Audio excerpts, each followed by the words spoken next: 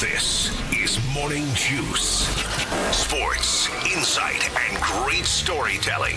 Starring Bobby Carpenter and Jeff Tito Thitoff. It's time to attack and dominate. Attack and dominate on a Tuesday. Good morning, Bob. Great morning, Jeff. How are you today?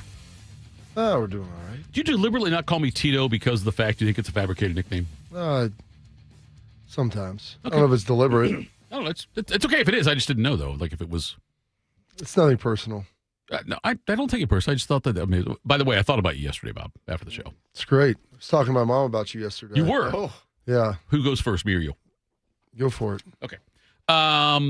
You believe... I'm not saying you're right or wrong, but you believe I'm not self-aware in a lot of cases, right? I wouldn't say you're not self-aware. Maybe you just lack self-awareness.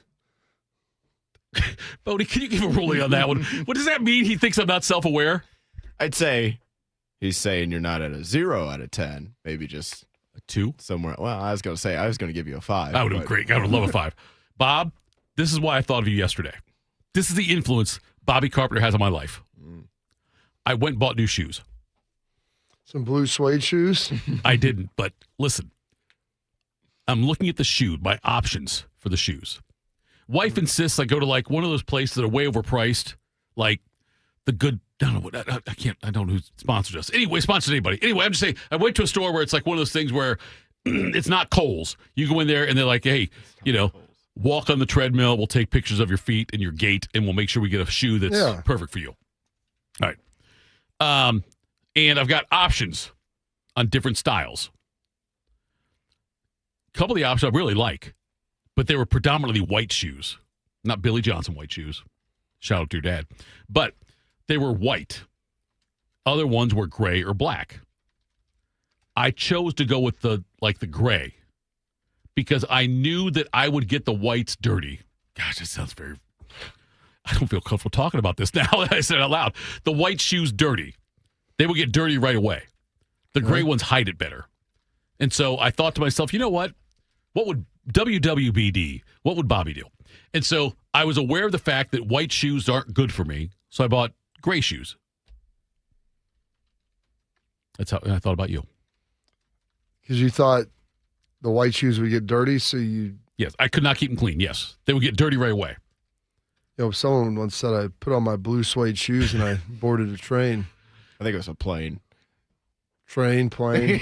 Well, which one is it? Is that the Carl Perkins song that then Elvis redid? Is that what it was? Is that we're talking about the same song? I think so. I don't know if it was a plane. It was a plane in the lyrics, Bo? I thought so. Maybe I've just heard the newer version. It's like a 50s song. 1950s. Yeah. The two people you just said have sang it. Yeah. I had no clue they sang it. I've heard the Mark Cohen version. Okay. And then the Lone Star version. So I guess maybe it was trains. And did they play blue suede shoes in Game of Thrones at all? No? I don't think so. Bodie, okay, Bob, tell me now. You talked to your mom about me. We were just laughing about you, and you think that you could have grown up in my house with my parents as your parents. No, wait. She was laughing about it? She was like, oh, Bobby, that's funny. He probably could have. Or like, no, there's no way he could have. After explaining to you, like giving, it is actually the Mark Cohn version. It does say plain. Okay, yeah. So maybe we're both right. I don't know. It could be. But just after giving her some more high-level understanding of your mentality, she was very much in my corner on that. So I didn't have a chance to defend myself. I don't know if there really wasn't any defense being needed. It was more, I was just simply giving her some color as to why, like, she's like, oh, that sounds nice. And I'm like, I don't think you realize, Mom, like how he views the world. So once she kind of understood that, then that was a little bit different. My wife was very bothered about the tooth thing. That you lost a tooth like a crackhead? I don't think we had to go to that extreme, Bob. But yes, I don't know any other adults that lose teeth, like, and pull them out and then talk about that as if it's like, yeah, I just lost a tooth today. going to get some money from the Tooth Fairy. I think that's fair. New one's growing in right behind it. Normally, that's a moderately concerning event. I would say a finger fell off. New one's growing right behind it. Fucking is your poll question, Bodie. What is a bigger loss, a finger or a tooth? Tooth you can replace. Right, exactly. But it's still concern. It's a higher level of concern about. I don't think it is. It might be indicative of some other greater issues that are there. If I was like me tomorrow and I'm wearing a mitten because one of the fingers fell off and I can't fill up a glove, I think that's a bigger deal than if I lose a back tooth, like way in the back. The Prestige? That's what I'm saying, Bob. I'm you just seen the saying. Prestige? Oh yeah, yeah. Still don't understand the end of it, but I'm talking to my wife yesterday because she loves show recaps, and it's around 10:30. And I tell her, I told Bob, she said, wait, you lost a tooth? I said, yeah, I lost it on Saturday. And she gets all upset about it. Of course she did. And then much like your got mom, a husband who's losing teeth. She takes the Carpenter side of things. It's like, how does that not bother you? Exactly. I'm thinking to myself, you know what? I just saved on a toothbrush. I got one less to worry about. I'm just saying, one less to brush. I'd argue whatever you might, the $250 that you might save on that toothbrush, right. You might be making up for it in dental visits, I would argue. Nonetheless, I'm saying that was my wife also took your side, Bob. And so I don't know if I'd tell your mom, hey, just so you know, Pellegrini's on your side. I don't know if that's one you want to have in your corner. Just saying. I've known it for a while. 2 full hours here on YouTube, the fan app, HD3. Facebook and Twitter there, Bode? Oh, yeah. All right, there we go. Download the show anytime. Catch 10 a.m. to noon on 10 feet. Plus, Adam Jardy will join us today. We've had to reconfigure the schedule a little bit if you guys read your email. Did both of you read the email about it or not? Wait. Okay, wait, I'm sorry. When I shared the show sheet with you, did you read the note with it? No. Okay. Did you read it? I mean, just Jardy at 7:40? Right. And what I said, though, is like normally, we end with what's got you juiced. Yeah. And I said, okay, tomorrow, meaning today, when I was saying it yesterday, confusing. But anyway, I said, Jardy can't come on until later on, so we're going to do What's Got You Juiced a segment earlier. Okay. That's what we're doing, to have Jardy on, because he's going to talk about an Ohio State, a recent transfer into Ohio State. Big news there. We'll talk to him around 7:45 or so. Yesterday in the NBA, Cavs beat the Raptors 115-105. Cavs now lead that series 2-0. Soccer? This isn't soccer. Okay. Hawks over the Knicks 107-106 in New York. That series now tied at 1 game apiece. Timberwolves beat the Nuggets 119-114. Anthony Edwards and the Joker get into a little bit at the end there, but the Timberwolves win that game, and now that ties up that series at 1 game apiece. Tonight we've got, Bodie, 7 o'clock tip. Oh, yeah. Love that. Sixers, Celtics, also Blazers, Spurs, and then the Rockets, Lakers tonight. No word on Kevin Durant if he is going to play or not. That's a big deal. Put your gear on. Yes, exactly. NHL, Flyers over the Penguins 3-0. The Flyers now lead that series 2-0. They won both games in Pittsburgh. Hurricanes over the Senators 3-2. Hurricanes lead that one 2-0. Stars over the Wild 4-2. That series is right now tied at 1. Oilers beat the Ducks 4-3. Edmonton leads that series right now. And the Senators Hurricanes, Bob, that game went to that double overtime. Which I don't know. Do you love that about hockey that they change it for the playoffs? Like, there's no shootouts in. Yeah, they just keep playing. They'll play 20-minute periods until someone wins. Shootouts, it's like a home run derby at the end of a game. I mean, it's a novelty, and the coaches don't like it, but you understand when you're playing 82, you got to get out of there. Yeah. So that's why they do it that way. And I don't think that it's a bad thing. I like it, Bob. My opinion on it is much like when I see you people freezing out there, like while I'm sitting on the recliner with the cat on my lap and a cup of hot chocolate. I like seeing. Dude, the amount of people I've talked to about this is amazing. Really? Yeah, because I forget who brought this up. That ripped me for it? About playing, and they're like, yeah, only. I'm like, one of my co-hosts actually enjoys watching people play in the cold. I'm like, because he's sitting inside. Like, right. Yeah, nobody really wants to do that. I was talking to Eric Weddle about that. That's who it was. Eric Weddle. Was he former wide receiver? No, he's going to be a Pro Bowl or a Hall of Fame safety. I'm thinking of Waddle. I'm thinking of a Waddle, right? And he still Tom plays. Wasn't there Tom Waddle played wide receiver for the Bears, right? Tom Waddle played wide receiver with the Bears, and then who am I thinking of? There's Waddle who plays. Oh, Jalen Waddle. Denver. Okay. Yes, who played for Miami and just got traded to Denver, correct? Mm-hmm. Yeah, not Eric Weddle at all. Those are three completely different humans. But they were close. They were Not like by really. letter. Not They were really. one letter from me related, Bob. I'd say even a few, actually. Okay, Bob, you and Jesus, both Carpenters. Canadians Lightning tonight. Also Bruins Sabres. The Mammoth play the Golden Knights, and the LA Kings take on the Colorado Avalanche. Yesterday in baseball, As you can see by the hat I'm wearing, the Reds beat the Rays 6-1. The Guards yesterday lost the Astros. They lost that one 9-2. Reds are in Tampa tonight at 6:40. Guards, Astros, 6:10 in Cleveland tonight. So Reds are playing very well. They are in first, I believe, Bob, in the NL Central. And we are your home. Well, I don't know about we. Would you say we about us and the fan? Like the FM side and the AM side? Well, yeah, sure. Okay. We're the home of the Cincinnati Reds. Anyway, all right, Bob, it is now your turn to take over and make me smarter. Time to get smarter. Morning Juice presents Today in History. Here's your professor, Bobby Carpenter. All right, work your magic, Bob. Oh boy, here we go, Jim. It is Tuesday, April 21st, the 180th day of the year, 254 days remaining in this 101st day of the year, 101st day of the year, 254 days remaining in this 2026. This date, 1789, John Adams is sworn in as the first vice president in U.S. history. 1836, the battle for San Jacinto, as Texas forces under Sam Houston defeat the Mexican forces under Santa Anna as part of the Texas Revolution.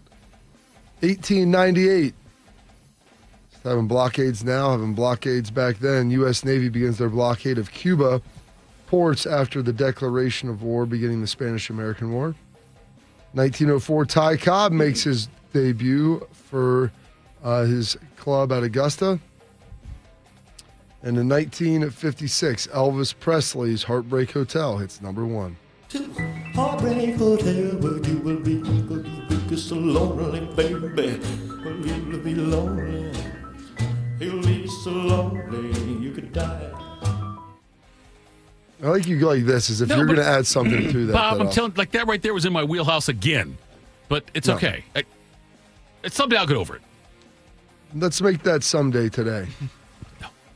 No. This date Not today. In Not 1965, the 64-65 World Fair opens in New York City for its second and final season. 1977, Annie debuts on Broadway. And in 1982, Raleigh Fingers with the Brewers is the first pitcher to record 300 career saves. And 2 years following that, bumping Thriller off the number one spot after 37 weeks, Kenny Loggins and Footloose take the number one spot. Tonight I gotta cut loose, foot loose, kick off the Sunday shoes. Please, Louise, pull me up on my knees. Well, there's Top Gun, Caddyshack, Footloose. Yeah, right. He got them all. Yeah, the it 80s. It belonged to Kenny Loggins. By the way, I heard that they're having the 40th. They're bringing back in theaters. This is how bad movies are now. They're bringing back the original Top Gun, I think, in 2 weeks, 3 weeks for its 40th release for just the weekend. I had that idea, Bob, 20 years ago. I would open a theater and play movies back like from then, and then so you can watch them for the first time. No, okay, that was inappropriate. But no, it's like just because you figure like there's certain movies that are better for the big screen.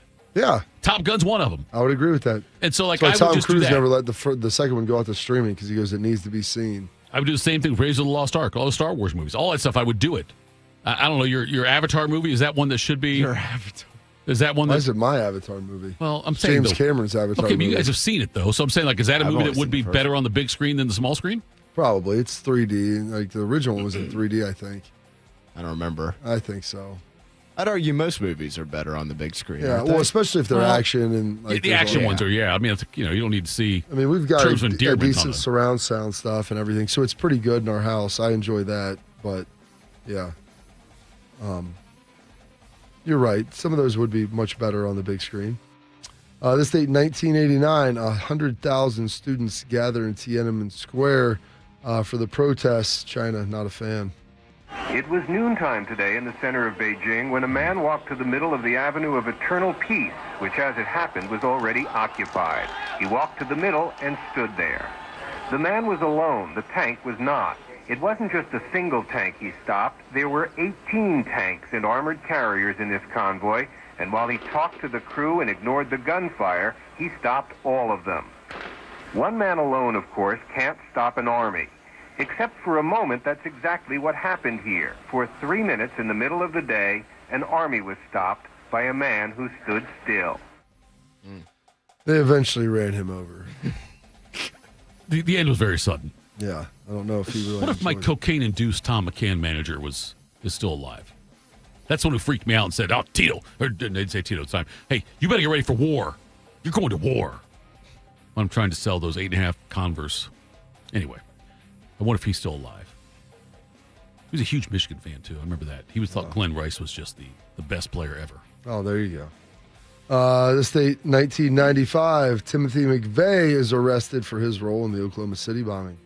As he leaves the Noble County Courthouse in Perry, Oklahoma, a first look at Timothy McVeigh, the first suspect arrested in the deadly bombing in Oklahoma City. And McVeigh was actually in custody ever since Wednesday, arrested for speeding just 90 minutes after the tragic blast, armed with a semi-automatic pistol, and described by officers as casual, friendly, and confident.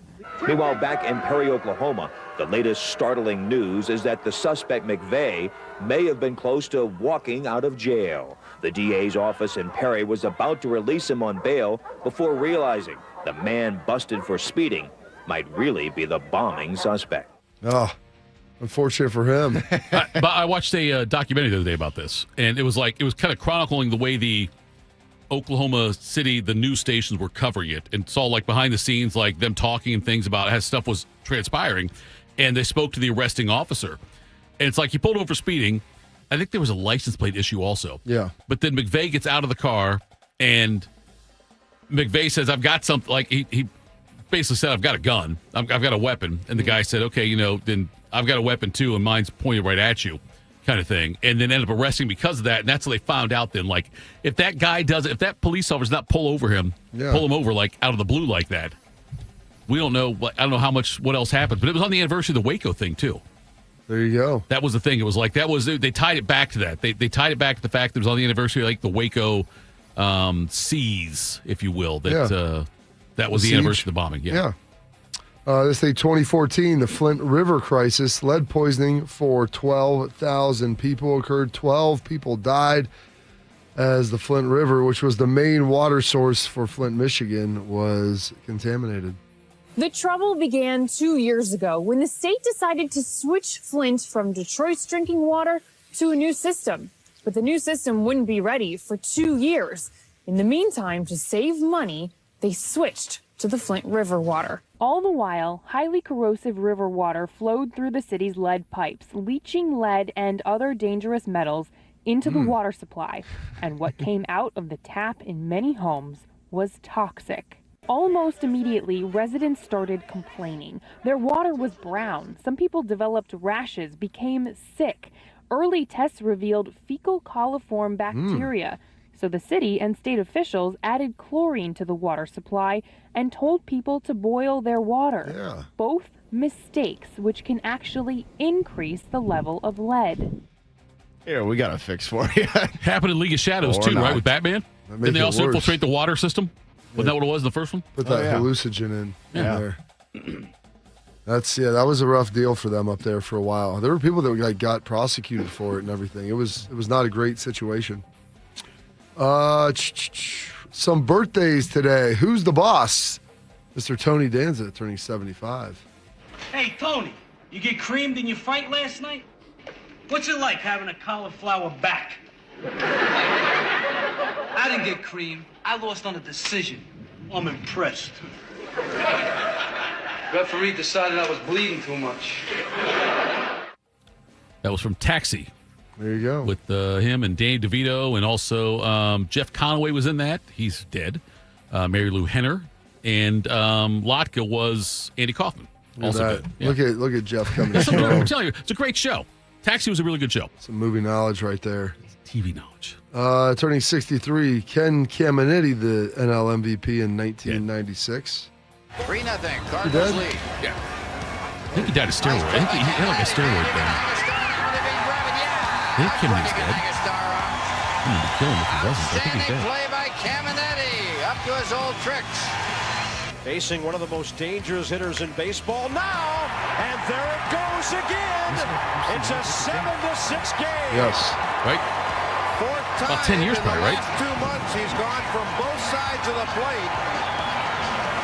And the last 2 times we've televised from San Diego, he's gone left-handed and right-handed. He's been dead for 21 years. Oh, my 22. goodness. He died in 2004. Yep. Yeah, NL MVP winner, but also then pop for steroids and stuff or whatever. Admitted to it. Something happened there. It's all part of the squad. That's fine.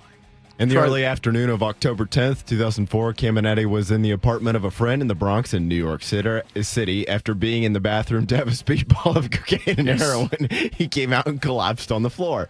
At 3:36 p.m., a 911 call was made, and he went into cardiac arrest. And then he died at Lincoln Hospital in the Bronx at 6:45 p.m. Okay, there's your poll question. If a story ever starts with so-and-so in an apartment in the Bronx in the afternoon, does it ever end well? Has it ever hey, Florida this guy's in man. an apartment in the Bronx, and then, by the way, he saved the entire hotel. I mean, he was only 41. Yeah. Yeah. Younger than me. Good for him. If your name is, if it starts Bronx apartment, never good. Broke into the old apartment. Turning 56 today, this guy, pow! Right in the face. Rob Riggle. Right now, the streets are a bloodbath. And statistically speaking, there's about 30 kids in here. 10 of you are going to be dead before your next birthday. I can tell, looking around the room, half of you are dead already. The fat ones, the ones with glasses, you guys got problems. You two look like hookers. Got a couple of tips. Help you guys stay out of jail. 1, try your hardest to not be black or Hispanic. It's a good tip. Yeah. 2, Gentlemen, we got a hop when Hoyt and Gamble have Ershon hostage. High-speed car chase in progress. Yes. Gun! Gun! Pass up the guns. Pass them up. Let's go, people. There we go. Anything? Any tasers? No? Good. Who wants to go on a ride along? Huh? All right, you sweetie, come on. Let's go. Move! Let's go! Come on! I love the line when he says about Bradley Cooper, and he says, hey, come on, pretty boy. And then Zach Galifianakis comes up and says, not you, fat Jesus. That is pretty good. That's pretty good. He's got that taser rolling in there, too. Oh, yeah. Shoots him right between the eyes. Oh, yeah. I bought the shirt, same style shirt, same shirt that Galifianakis wore, and I recreated the outfit for my 50th birthday in Vegas when I got in the airplane. I was wearing that. It's good. Yeah. Wolf howling at the moon. Yes. Fatter Jesus. It's James McAvoy turning at 47 today.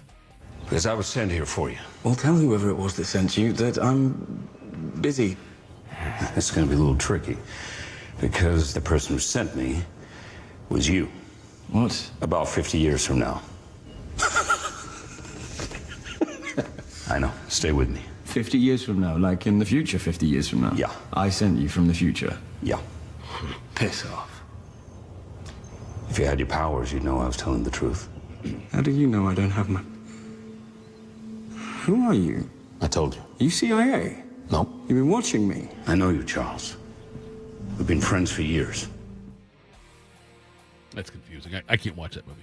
What movie is that? I don't know what it is, but I'm saying it sounds very confusing, though. The fact that it's like, 50 years from now, wait, I don't know you, or 50 years. You watched Terminator, right? I've seen that in Back to the Future, yeah. Okay, Terminator is pretty similar. One person goes back in time. I will tell you this. That's the complex of it.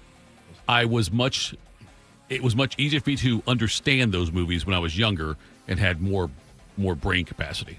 So I don't think now, I don't want to watch movies that confuse me anymore, Bob. I'm just not down for it. I don't want to be confused. I don't want to be scared. I don't want to be confused. I don't want to be scared. It's all there is to it. Wow. Tell me the end. I'll watch it backwards. There you go. Like the Jaws movie, when they said that one comedian said, if you watch Jaws backwards, it's a movie. It's a different movie. It's about a shark who throws up so many people, they open up a beach. Oh, gosh. It's a much happier movie, Bob. Turning 46 today. The 4-time Pro Bowler, the 9-ball, Mr. Tony Romo. Romo steps up, throws, and hits Sam Hurd in stride, out of bounds. Your boy, Sam Hurd. That's your boy. With 28 seconds left. And here are the Cowboys with their final chance.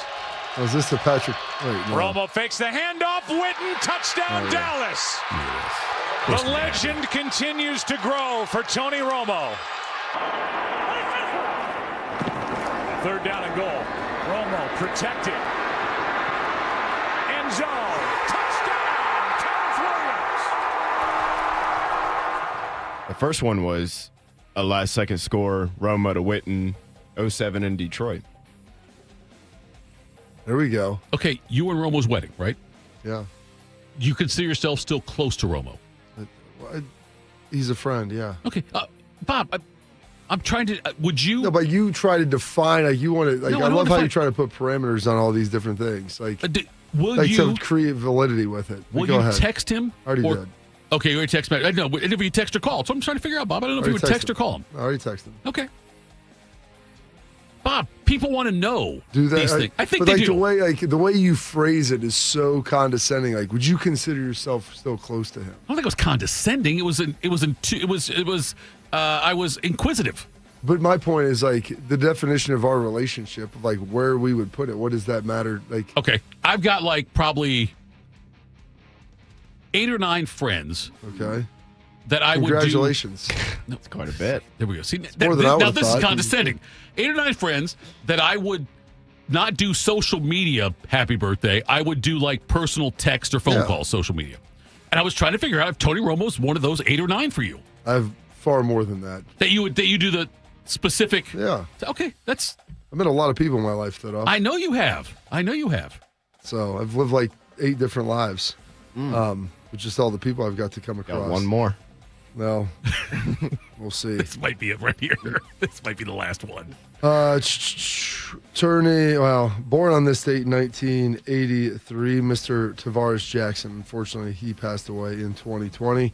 And also passing away on this date, 1910, Mark Twain. And in 2016, one of the great musicians of all time.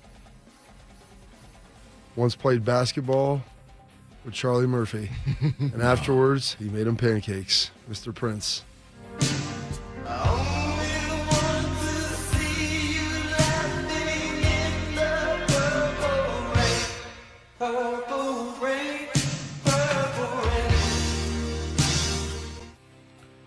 Was Tavares Jackson the one whose girlfriend or wife made the comment about his inability to be accurate with his... He like threw something at her, and she was like, was that the one who she's like, I'm glad you threw it at me because I knew you'd miss. Do you remember that story or not? I don't know if that's true. It might be. I mean, it sounds like it could be true. He was, I believe, in my draft class, if I'm not mistaken. Really? We're the same age, yeah. I don't know if that would be funny. I mean, she's trolling him while she's talking, like trying to find light in the situation. Exactly. You know, why not find light in the darkness? We found love in a hopeless place. Some holidays observances today. It is Kindergarten Day, National Covered Cashews Day, Pet CBD Day. How about that? Thank You for Libraries Day and World Creativity and Innovation Day. And those historical events, your birthdays, your passings, your holidays, observances for this date, Tuesday, April 21st, the 101st day of the year and 254 remaining in this 2026. Well done, as always, Professor General. Yes, Tavares Jackson, there was something he pointed a gun, actually. And she was like, you're going to miss anyway because of your accuracy. What a bold statement. That really is. That's like gangster bold right there to do that. Yeah, but dead. Anyway, coming up next, an NBA player accomplished a feat that no other player has ever done before.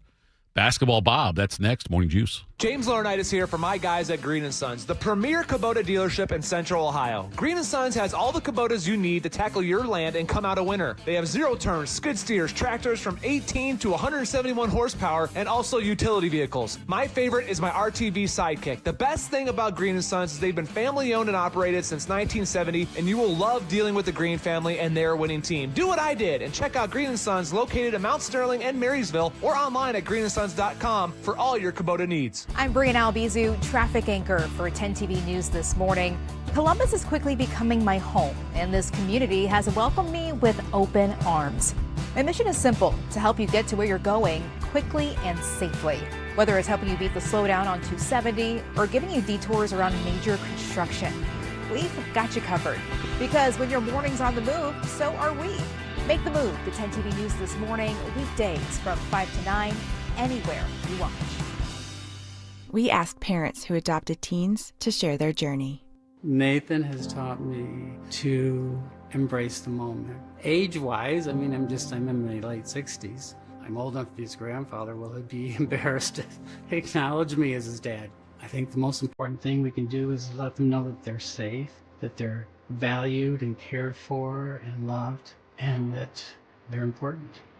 I knew I wanted to be adopted by him because of how he taught me to be the person who I am today. And it's coming from a dad that didn't expect to become a dad.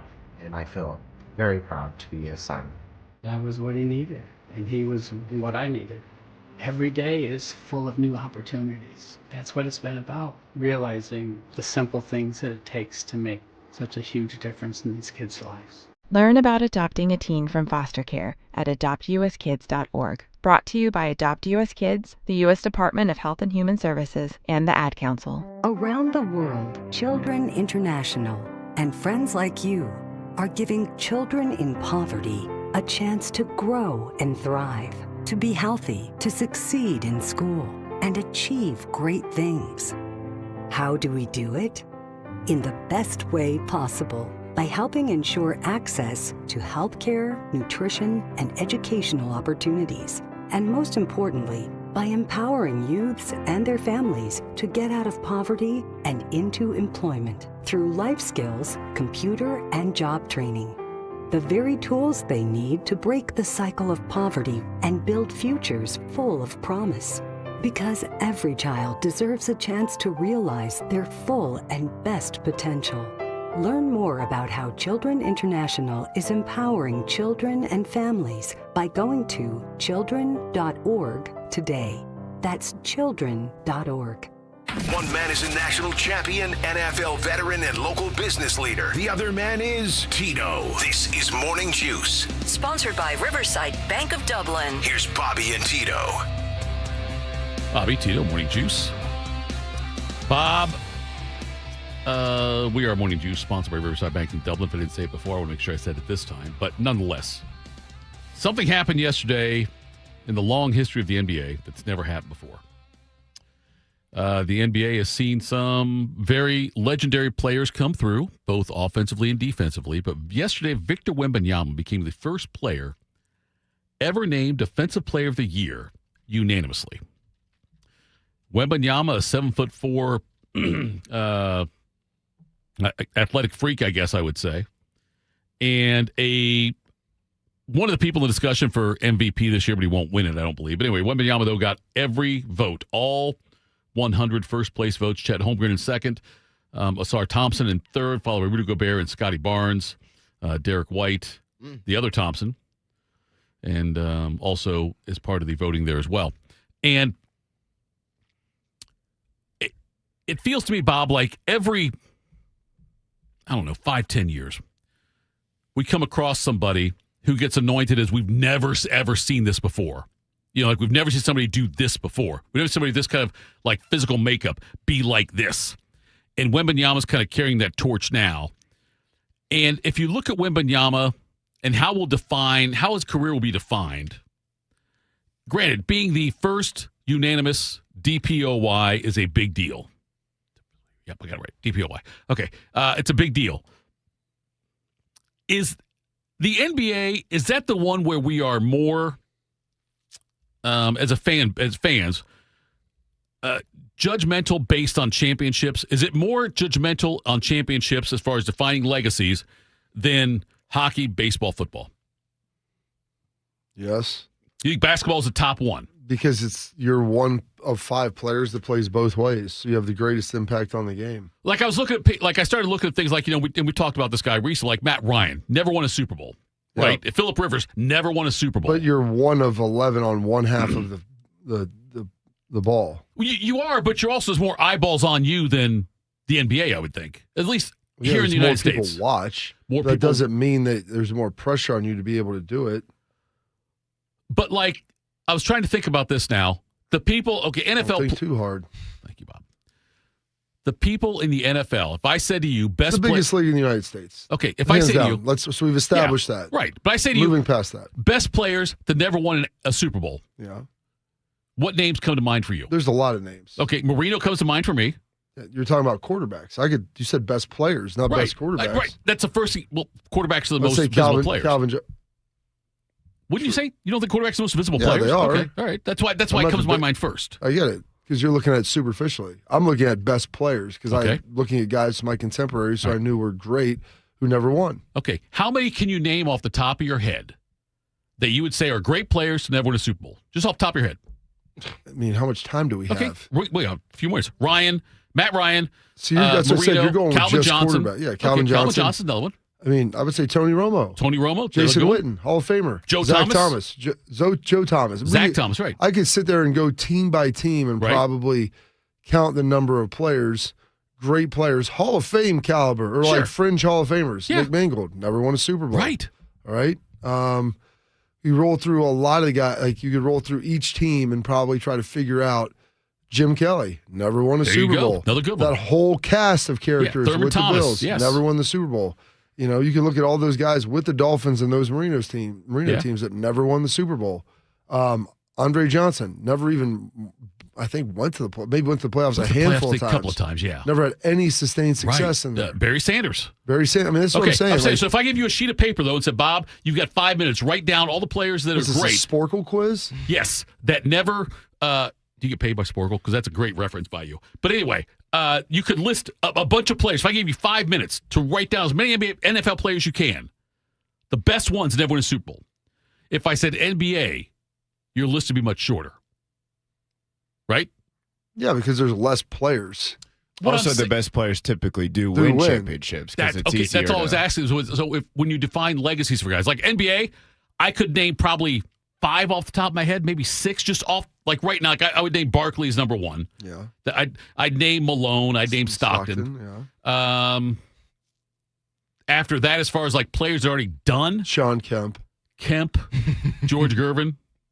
Yeah, I think how would Kemp divide up his ring among all his 14 kids? But yeah, like I would think, Drexler won it. He went with Patrick Ewing. Patrick Ewing, another one. Yep, that's right. But I'm saying and no, all I'm trying to say though, Bob, is that I was thinking about that when I saw that about Wembanyama. I started thinking, how many does he have to win to be considered one of the greatest of all time? I would say that argument is probably in the greatest of all time. You probably have to win at least 3. At least 3. With given his skill and some of it's the team that you put around him, right? But I think 3 kind of puts you in that conversation. Yeah, I would also you think flip Bird, that question a little bit and say, how many does he need to win, or what sort of career does he have to have for us to look back and say, oh, this? I mean, he was the most hyped prospect since LeBron. To justify the hype. And I would say, obviously, LeBron is one of the best 2 players of all time, Sure. so safe to say that plane landed pretty well.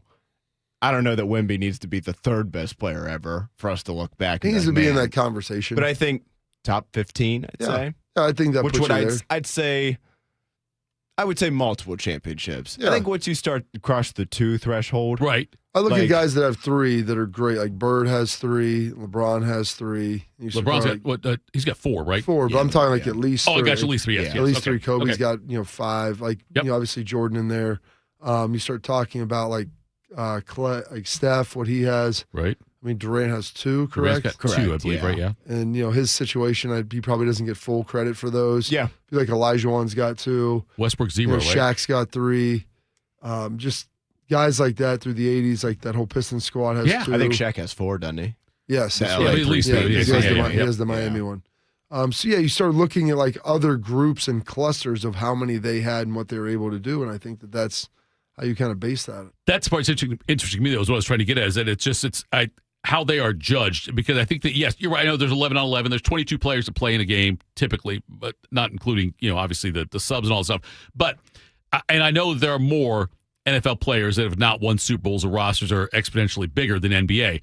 But just when we think about star power and best players, generational players, how much more important it is, or is it more important to win an NBA title than a Super Bowl title? Just because, Marino's always, anytime bring up Marino or Barkley, they get discussed as best to never win it. Sanders for sure, too. More Marino because he's a quarterback. And so I was curious about that. That was Whiskers. About Wembanyama, how many does he need? Because Giannis has 1. Yeah. Giannis may never win another one. He's not Yeah. He's not young anymore. But I would say the difference between 0 and 1 is bigger than any other gap, though, too. Yes. So 0 and 1 is bigger than gap Oh, yeah, of 1 and 2. because at least you have one. I mean, look at like Dirk Nowitzki's total career was like soft white European. Right. And then they had maybe one of the biggest upsets in the history of the sport when they beat Miami in 2011, and that completely changed his career. Sure. Drexler winning his with Houston were big, too. The ones he won. Drexler 1 or 2 in Houston. Do you remember? He was there for the second. He was there, not for the first one. Okay. I don't believe so. All right. Coming up next, we'll do Quick Hitters, Morning Juice. I'm Meredith Garfalo, meteorologist at 10 TV News This Morning, and I'm an Ohio girl. I love golf, aerospace, and all things Ohio sports. For nearly 20 years, I've studied the patterns that shape our days, from winter wonders on the south side to dangerous storms along the I-71 corridor. When the weather changes, you'll be the first to know, because you need a forecast that moves as fast as you do. Make the move to 10 TV News This Morning, weekdays from 5 to 9, anywhere you watch. I've had a number of surgeries, and frankly, I don't have time to rehab a surgery and an operation at this point in my life. I didn't want to take time off my kids' activities. That's why former college and pro football player Bobby Carpenter turned to QC Kinetics. We couldn't be happier saving our patients like him from operating rooms and long recoveries. They will resume like normal activity for me, which is a lot of running. It's a lot of workouts. I've been very, very blessed with how it's been able to hold up. For so long, patients have accepted surgery as the only solution. But with new technologies, the medical professionals at QC Kinetics use regenerative treatments, your body's own biologics, to help heal and restore knees, hips, shoulders, and backs. I actually ran into a friend of mine over at our golf course, and he had his knee done. It felt so well. He'd got his shoulder done. He goes, I can't thank you enough. He had heard the commercial on the air, and so it's feeling great. Find out how you can avoid surgery and finally get relief. Call QC Kinetics now for your free consultation. Call QC Kinetics, 380-208-4544. That's 380-208-4544. 380-208-4544. Wildlife around the globe needs help. And when you help protect them, you become a friend of the San Diego Zoo Wildlife Alliance. Thank you for being a friend. Travel down the road and back again. Your heart is true. You're a pal and a confidant. Thank you for helping protect wildlife around the globe. Without you, there's no them. Learn more at sdzwa.org/friend. It's been a real journey since 2014. When I first had my injury, I realized that my home was just not working for me and that it was time to ask for help. Homes for Our Troops is really giving me my life back. The shower allows me to go in and turn around with my chair, pull down storage racks, automated door systems, hours of my morning given back to me. Adaptive sports are a huge part of my life, a huge part of my healing journey as well. Homes for Our Troops helped with making sure that I had a home gym so that I can continue to train. This past year, I was able to host Thanksgiving in my home. And it was the first time I was able to have my whole family in one place, and I was able to contribute to the meal. There are a lot more veterans in need, and Homes for Our Troops is going to be there to help them too. Homes for Our Troops builds and donates specially adapted custom homes nationwide for severely injured post 9/11 veterans and enables them to rebuild their lives. Join our mission at hfotusa.org. Attack and dominate, YouTubers. You're locked into Morning Juice. Morning Juice. Let's do some quick hitters there, my man, Bo. Morning Juice presents Quick Hitters. All right, fellas, happy Tuesday. Happy Tuesday indeed. Second worst day of the week. That's all right. We're powering through. Or fourth better. We'll start here with some college football. Tuesday nights in November, guys, they may never be the same again. That's because The Athletic has reported that the weekly college football selection show could be set to undergo some changes after the absolute farce that took place in November last season. Some of the potential changes include starting the rankings later on in the season, eliminating the rankings the week of the conference championship games, and or less interviews. I'm a big fan of this last one here. Less interviews with the chair of the committee. Speaking of liars, Bobby, any of those changes make sense to you there? Any one of the three or all three? Yeah, I mean, or anything else? That's been the argument is this productive anymore to do this? Like, does it make sense? Well, if you're going to do it, here's the thing. They put all these different stipulations around where teams are ranked and what that's going to do to them. And if the committee didn't know any of that, then it would be fine. and they can say, this is why we think these teams are best, and here we go. But, like, now them knowing that Notre Dame, if they're in the top 12, they get in, well, all they have to do is push them to 13 if they don't think they should get in. It's the dumbest thing I've ever seen. I cannot believe how many people are upset about that after we just saw them manipulate the rankings to leave Notre Dame out last year. Now they're right beside each other, so now you can do a head-to-head comparison. After 6 weeks of the fact that they were separated by, well, I guess not all 6 weeks they were separated by one team, but after a few weeks worth that it was like Notre Dame, then Alabama, then Miami, we couldn't compare Notre Dame and Miami. And then they just so happened to flip the rankings in the last week. And, like, look, Miami beat us. I'm not, like, trying to go down that path again. Yeah. But this idea that it's like, well, now Notre Dame, just another autumn, they just got a sweetheart deal with it. And it's like, if the committee wants to leave them out, they'll just rank them 13. Like, if the committee didn't know that, then that would be fine. Yeah. But you can't, they know that the top 4 teams are getting buys. They understand that. If they didn't know that information, it would be okay. But that's not the reality of how it works. So that's why it's ridiculous. So I think that sports fans, they want to know these rankings on a weekly basis, just because it gives them something to complain about at the water cooler. I don't know if a water cooler exists anymore. I don't know when the last time I was in an office where there's a water cooler, but I'm saying, but that's kind of like what it is. And yes, they botched it last year, but it gives people a reason to complain about things. The fact that Notre Dame's better, Notre Dame's worse. All of a sudden, now Miami gets in. My bigger problem, Bob, and this is, again, something that will never get changed, so I'm just fist to the clouds. The preseason rankings and the impact they have. Because if you get a preseason top 10 ranking, it's easier to be in the top 10 for the season than if you don't have a preseason top 10 ranking. You control your own destiny more than anything else. Yeah. And so the preseason rankings, when you get a ranking before week 0 in August, it's like, oh, these are the top 10 teams. We don't know who the top 10 teams are. I mean, we have an idea. You have to sell the game somehow. Right. That's what I'm saying. Like, all this is about selling things. That's all this is about is... Well, that's exactly what this TV show is. Yes. It's a Tuesday night. Yeah. They throw it on for an hour. ESPN has paid all this money for the... for like 6 shows, I think it is, or something. For the whole process of it. So you've got to monetize it. The shows used to be an hour. Do you remember that? Oh, yeah. I do remember that, yeah. That was awesome. You want to talk... Well, not if you're doing the shows and you're trying to figure out how to, like, talk and tap dance around things. Did you do some of those shows or not? No, I never did that. Okay. But I've done shows that are like that, and it's terrible. It's just time filling.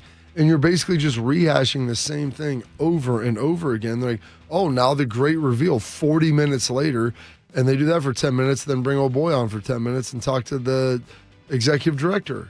And I'm like, but you spent 40 minutes on projecting and arguing about who's this, who to move there. And they're like, well, listen, this team's playing next week, so what does it matter anyway? Yeah. Or I can't believe they're going to have this team second, and then the rankings come out and they're actually 5th. You're like, right. Oh, well, shoot, okay. Yeah. I don't do what you want the show. I don't care. If I don't want to watch, I'm not going to watch. But I look at it like I would rather they do the preseason. Don't do preseason rankings. Wait till like week 4 to start ranking teams. But it'll never change. Yeah, and I don't know about that though. Because you're right. It'll never change. But I also don't know though that too. Okay, so let's say they just didn't come out with rankings this year. Yeah. So when Labor Day kicks off, are we going to be like, man, who's going to be good this year? You think the Buckeyes will be good? I don't know. They're not. You know what I'm saying? Right. Like I think we all unless you eliminated every ranking system. High school prospect recruitings and, recruiting rankings, preseason poll. And even then, I mean, we saw Penn State and Clemson. I mean, what were they, both top 5 last year? Penn State, Florida State was up there too, right? Yeah. Then I don't think I think that was 2 years ago. Oh, okay. They jumped in after they ripped Bama, who still got in the playoff for reasons that I'm still trying to figure out. But at least you're not bitter. But so I don't really know what the fix is for the TV show. Right. I mean, I know some people say, like, well, just don't do a rankings at all and then just release the top 12 after conference championship weekend. I don't know that I don't know. I don't really know. I don't know what the fix is, but... Is there anything they would change that could alter your viewing decisions? If they said, you know what, let's say... Watching the show? Yeah, as far as the show goes. Oh, I'm never going to watch the show again. I can promise you that. Like, there's nothing ESPN can do that will make Bodie Wells say, you know what, I need to watch this. Yeah, that's correct. Bobby, for you? I'll watch it. But I'm saying, but is there anything that change to make you like, you know what, I really want to watch it? Or No. I know, look, professionally, we have to watch it. I think we have to at least be aware of it. I said we have to be aware of it. There's a lot of things you should be doing on that, but you choose not to, so it's all good. This is not about Game of Thrones, Bob. I didn't say it was, just in general.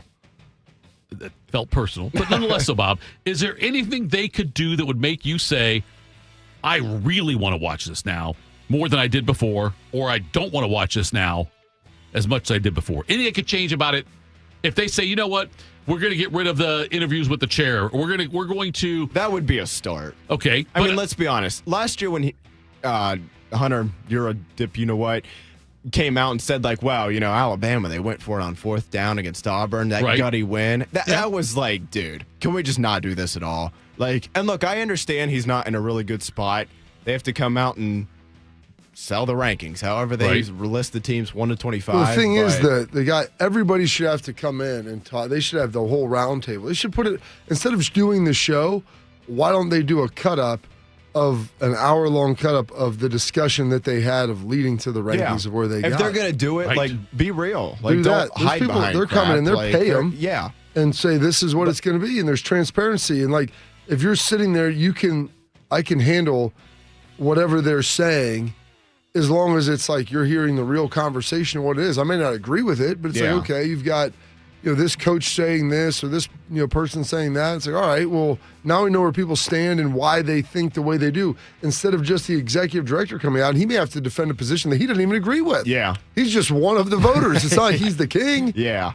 That's what I was going to get to, Bob. Is I think that right there would be a way to draw more viewers in. I sound like Brian Kelly. I said draw. But anyway, I think if they did that, if they showed you and there were names and faces to the opinions, not just as a committee, this is what we look at, but like whoever it is, I don't care. I'm thinking off the top of my head of somebody who would be on the committee. Condoleezza Rice, way back when, saying, you know what? I don't believe in Notre Dame being a top 12 team. Or I think Miami is not as good as Notre Dame despite that result. If you get names and faces and hold them accountable based on what they're saying, I think that would increase viewership. Anything else? I don't think it will. I don't think anything they do is going to make it be like, oh, wow, now it's must-see TV or wow, I don't have any reason to watch that. I think if they did that, though, Bob, the transparency, if they showed what every committee member was saying and showed the discussion, and maybe someone gets like there. A hard knock situation, just show them behind the curtains, having a conversation and talk about it. Bob, and I don't know why people be like, well, they wouldn't want to be on the committee then. Why? Because you're going to give someone's opinion. You're on that committee because people value you as someone who understands the game of football. Like, I think this team's better because I think their run game is better than this team's running attack, and that's important in this match. Whatever the hell it is. Like, give them whatever that might be. Oh, and frankly, if you can't stand behind your vote, then maybe you probably shouldn't be on the committee. You shouldn't be voting. Like, I don't, it is tough. Look, man, I'm biased, obviously, but we can sit here and say, like, well, out of Bama, Oklahoma, Miami, Notre Dame, these two should have been the last two in, 2 out of the 4 or whatever. Right. There are multiple different arguments you can make for all 4 of those teams. But if you can't stand up there and say, I'm picking these 2 out of the 4 and here's why, you probably shouldn't be on the committee. Next up here, we'll head to the National Football League. We had a pair of record-breaking contracts handed out over the last few days. The Houston Texans and edge rusher Will Anderson have agreed to a 3-year, $150 million extension. That deal includes $134 million in guaranteed money. The per year value of the extension passes Micah Parsons for the most money given to any player in NFL history outside of the quarterback position. And then yesterday in Dallas, the Cowboys made Brandon Aubrey the highest paid kicker in league history with a 4-year, $28 million extension. That deal includes a little bit less guaranteed money rather than Will Anderson's $20 million in guaranteed money on that one, Tito. So pretty good day for those two players. I would say so, yeah. With Aubrey, I know that Aubrey, I think it was Aubrey that came out saying he wanted like $10 million a year at one point. Correct. Was that right? Yeah. Which was like way past, I know like $3 million isn't like that much money, bigger picture in the NFL, but the highest paid kicker at the time before this deal was Harrison Butker at like $6+ million. So, I mean, he would have been like way above that. He's certainly worth it. And Aubrey for the Cowboys, the things he's able to do and how it shortens the field for them. And I know that you might say, oh, it's only a few yards. Yeah, but it's a few yards in a 100-yard field. If you can somehow, if you're 3 yards closer to field goal range than everybody else, that's a huge difference there. Mm-hmm. And so I love the Aubrey deal for them, for the Cowboys. And I kickers aren't worth that much until they're worth that much. You know, I mean, like it's because you'll see a you game. You need to tell that to Ohio State fans. But, right? Exactly, Bob. The kickers don't matter until they matter because they screw something up or because they win a game or something. But I like the Aubrey deal. And I think about a time if the NFL, I don't know, Bob, if you think they'll do this, adopt the UFL rule about field goals of 60 yards or more worth 4 points. Like how valuable would Aubrey be there at that point? Yeah, then that would be different. Yeah, that's gimmicky for me. So it's gimmicky. So, okay. I don't mind it for that, but I don't want to see that in actual NFL. And what's the other rule they have is that you can't punt inside the opponent's 50. If you're inside the opponent's 50-yard line, you can't punt. That's gimmicky. That's the thing, though. If it's like you're on the 48 and it's a 4th and 15 because you've lost yardage, that's ridiculous. You know what I would what do if at that there's point? like 7 seconds left in the game? At that point, then what you do is you automatically you intentionally called for offsides or delay a game or something. You know what I mean? To where like they might have to move you back there. Okay, well then that's true. Yeah, but then that's where you're well, here's the thing: is they could decline it. Can you decline to delay a game? Yes. Yeah, you can decline any penalty. I know you can decline almost. I didn't know if you could decline delay a game or not. I wasn't sure. You can decline any penalty. All right. But anyway, Aubrey though, Bob, I think very much worth it at kicker. I mean, it's I know there's only a couple of them, a handful of them, maybe in the Hall of Fame, right? I think Jan Stenerud's in the Hall of Fame. Morton Anderson, maybe. I know Luke Rosa was an offensive tackle and a kicker. I think he's in. I'll have to do some research on that one. But yeah, so anyway, Aubrey, yes, good deal for him. Best kicker in the NFL. And, you know, I think that he didn't get his $10 million, but still the highest paid kicker, 4 years, $28 million. Good for him. Coming up next, top of the hour, Bob, we're going to do something I know you love. I know when you wake up in the morning, you think, hey, what are we going to talk about on the show? The one thing you always hope for is over-under.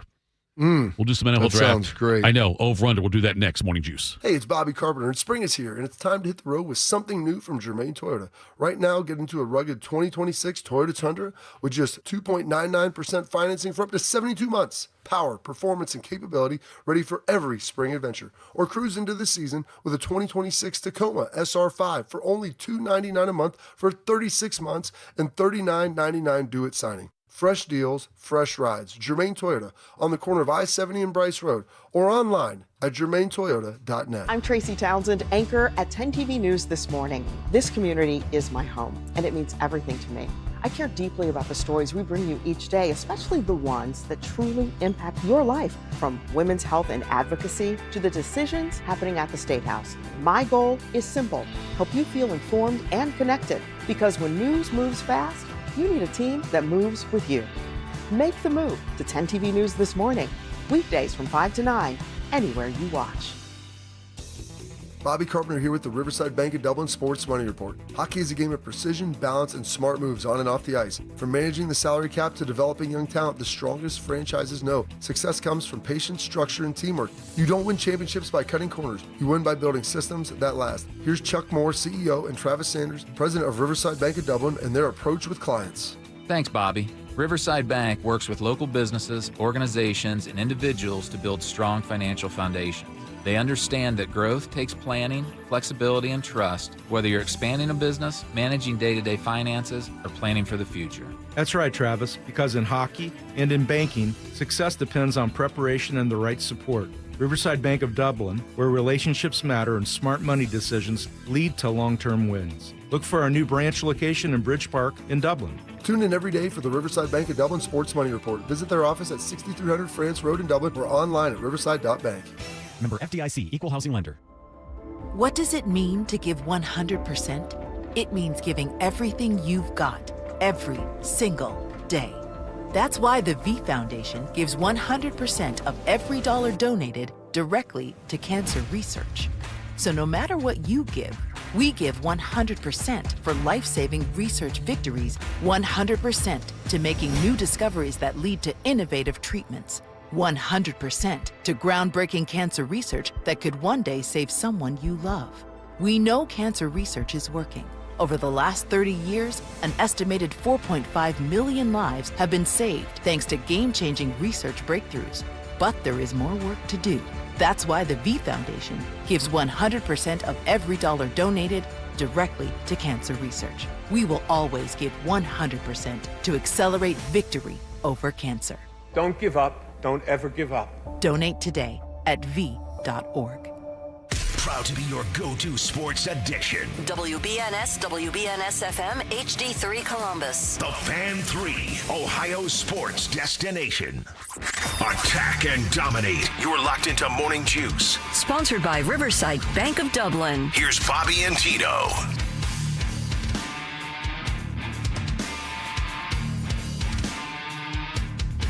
Morning Juice.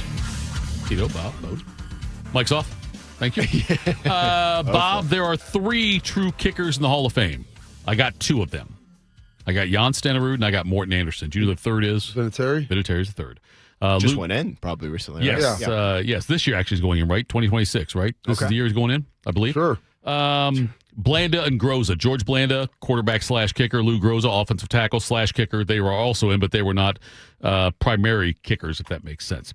All right, Bob. I don't know any music for this. God, I wish I did. That'd have been show prep. Oh, I got you. What do you want? You got over-under music? Wow. Play something. Let's do it. Play something. Whatever you want to play. I don't care. I'm trying. Stupid Zeta. I could play the AJ Hawk Open. I can play. I don't have Slegs over here anymore. I can play the NFL Picks Open. You want that? Here. I got that one. You want me to do that one? No, because that's sponsored. Oh, we don't do that. Rooster, we can't do that one. All right, here we go. All right, do it. Oh, yeah. Yeah. I like that. All right, Bob. Over under NFL draft talk here. Over under 3.5 Buckeyes going in the first 7 picks. I'm going to say under. I'm going to take 3. There's not going to be 4 in the first 7. So Arvell. I think Arvell and the other Sonny or Carnell possibly. I don't know if both of them are in the first 7. And I think Caleb's probably down towards 8 to 12. Yes. So it's, I mean, at 2, the Jets might take Arvell there. Possibly. At 3, Arizona's got a lot of holes. They do. And God, I'm so glad your Highness is here to make some comment I about think that. if Bailey's there, I think that they take Bailey. I think Arvell is either 2 or 3. Unless a team trades up for Love, which I don't know. I feel like Jeremiah Love, and we'll get to that in a second. But okay, yeah, I think 3.5 is probably the right number. I thought there was no way before the trade the Bengals made, there's no way that Caleb Downs gets past them. But even still now with the Giants, I don't think there's any way he gets past the Giants. I think 10. the Giants are there, and they would take Caleb Downs. I don't know if they love him at 5, but I think they love him at 10 for sure. Yes, I think that's fair. I think, Bob. Yes, I don't think Caleb Downs gets out of the top 10. But yes, as far as I would take the under in that as well. Bodie, do you want to chime in, or you just want to play music? I would. Yeah, I'll chime in. I would take the under as well. I think all it takes is 1. So out of the top 8 picks, Mendoza's a lock at 1. Right. Bailey's probably 2, 3, maybe 4. If and he Reese really the other slips. What I've heard is like it's him and Reese are going to probably be 1 or 2 or 3. So here's how I'm kind of doing the math of non-Buckeyes though. Mendoza's a lock. Bailey's probably a lock. Yep. Feels like Love is a lock. So We're now top all 5, you're yeah. talking about one guy that isn't one of the four Ohio State players to go tough. in there. Whether it's Jordan Tyson, the Arizona State wide receiver, whether it's one of the offensive linemen. Yeah. All it takes is one guy to get in that top 7, which would bump one of the Buckeyes to 8th or 9th or 10th. So yeah, I would take the under on the first 7 picks for 3.5 Buckeyes. Over under 4.5 Buckeyes in the first round, Bob. I'm going to say over. I think K-Mac slides in there at the end somewhere between 20 and 32. He's the best defensive tackle in this draft. The fact that Dexter Lawrence got traded, so he's not getting traded anywhere else. Cincinnati has him, so there's no other movement there. A lot of edges, but if you need interior help, he would be your guy. So I think someone ultimately grabs him. I've seen him go as high as around 23, around the Eagles range. The Bills at 26, and I've also seen him go as low as in the mid-40s, Bob. So it's a wide range there. But yeah, you're right. He is the best player at his position, the best player at what he does. And there's not many of those guys. It's a very shallow draft, a D tackle.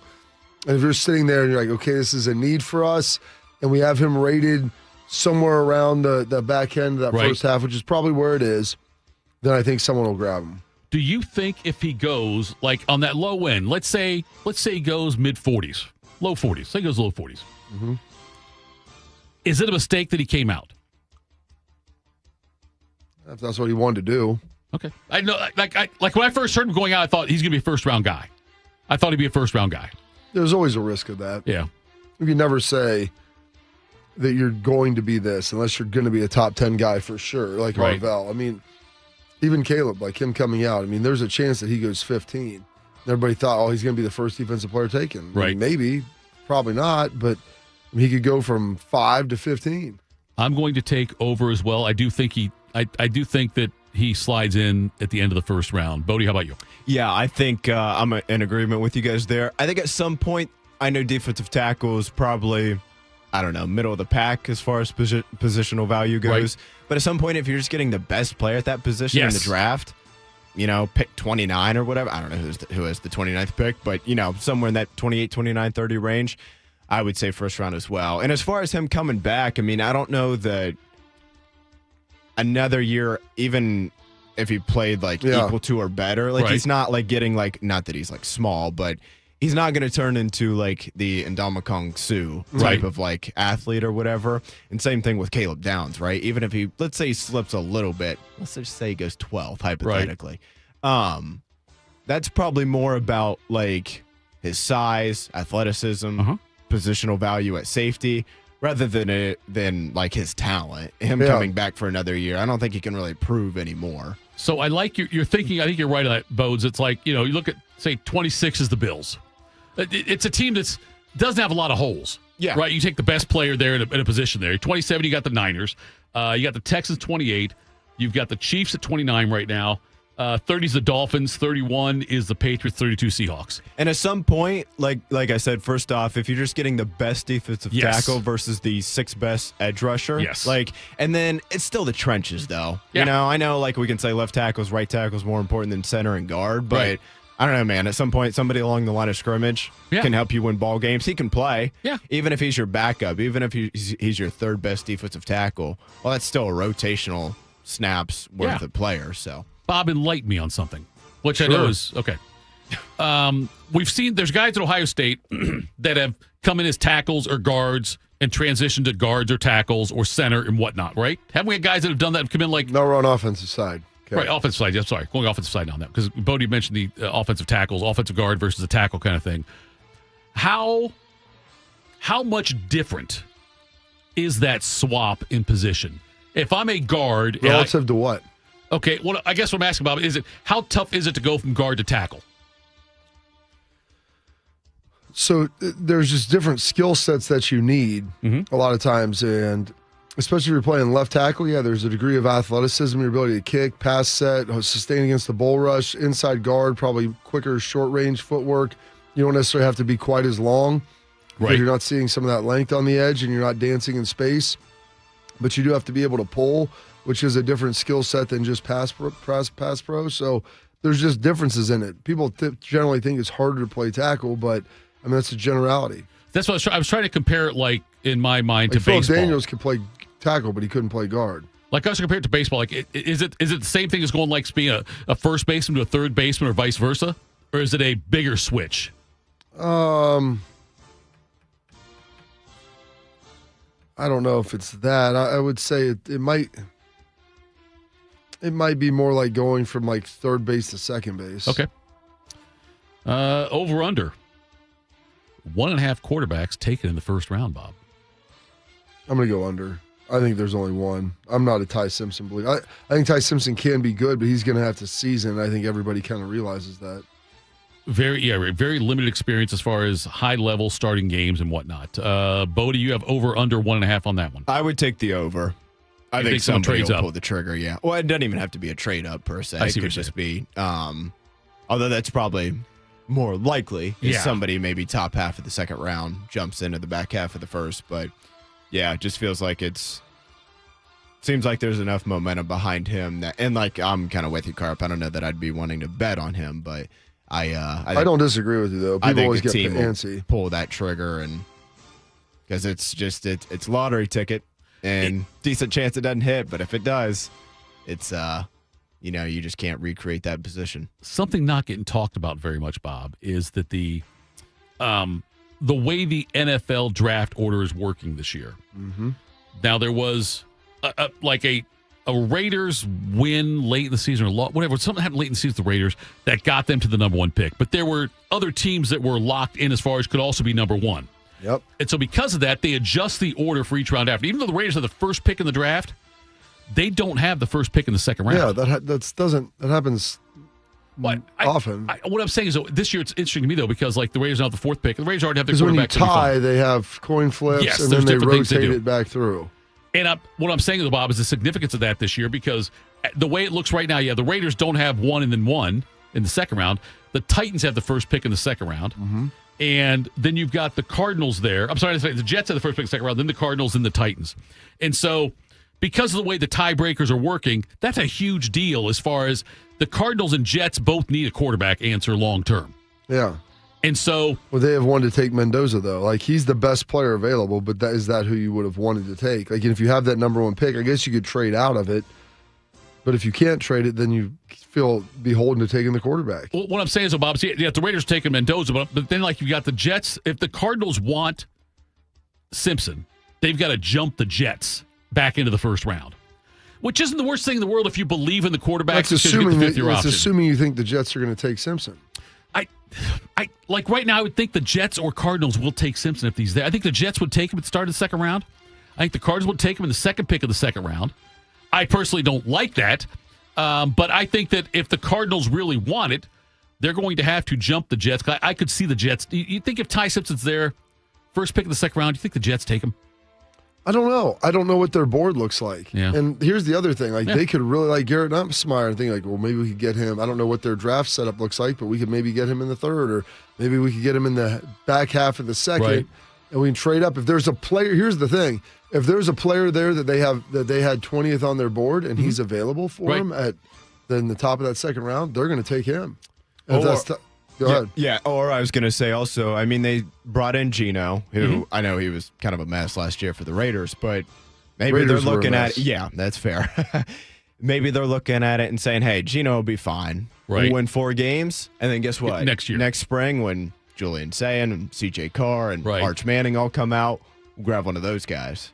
And you had the Jacoby Brissett thing where... Oh, yeah, he wants a contract extension. He said, if I'm going to be a starter, I want starter money.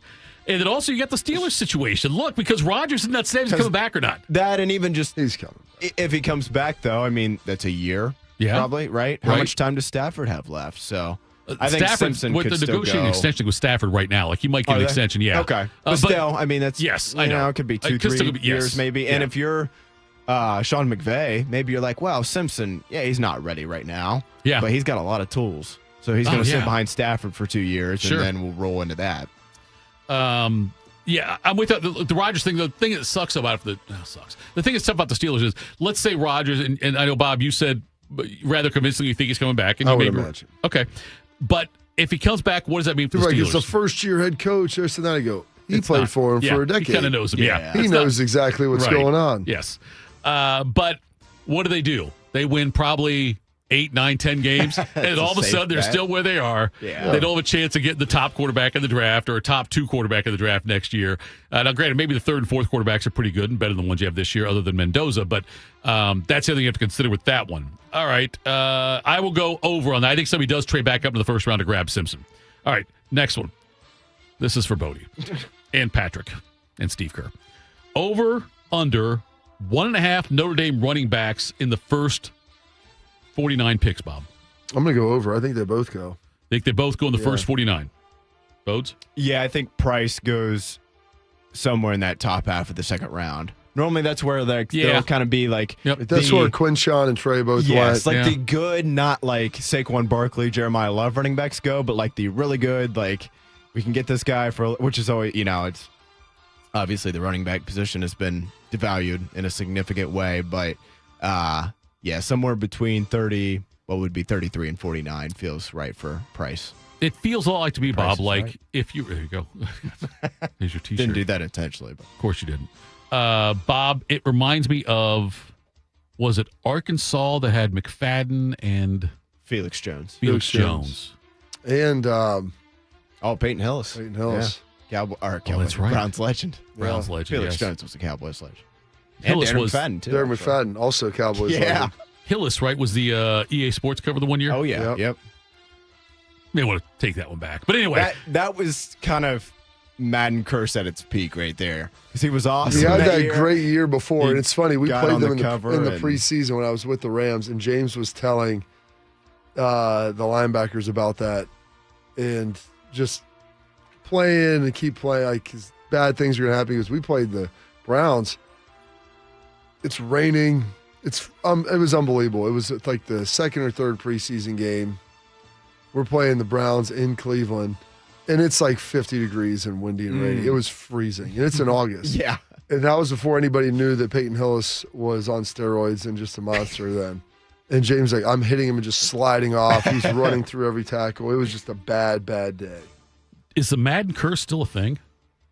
I don't think as much. All right, let's go back. Do you still buy? Here's the thing: do you still buy a game with it in a the box? cover, you probably don't. Yeah. Do you know who the first Madden cover was? It was a player. What year did Madden come out? Well, it came out in the 80s, but 2001 used to be just Madden on the cover. 2001 is the first year they had, I believe, an NFL player on it. Michael Vick? Was it Eddie George. Eddie George, number one. Then you had Dante Culpepper. That one didn't work out good for him. Then you had Marshall Faulk in 03. And Marshall Faulk, after he was on there, he never had 1,000 yards rushing again. Then you had Vic, obviously. I remember Vic. Then you have Ray Lewis. Ray Lewis did okay. Oh, did he? Yeah, other than Where's the that killing. white suit, right? Other than the killings part, yeah. I mean, on the field, he was fine. I don't think he killed anybody on the field. I don't remember Damar Hamlin being out there with him. I mean, how many Hall of Famers have killed somebody, you think? Well, we're at 2. Maybe 3. There might be a third. Or had somebody killed. Wouldn't rule it out. I think 2.5. We'll do it off the air. Is Ray Caruth in the Hall of Fame? No, Ray Cruz's not in the Hall of Fame. I don't believe. I'd be shocked if he was. Then you had McNabb. McNabb did not do well after that. Shaun Alexander didn't do well. Vince Young, Brett Favre. Now, on this thing on CBS Sports I'm looking at, they're listing if these guys are were cursed or not cursed. So far, the ones I mentioned, the only one not cursed was Ray Lewis.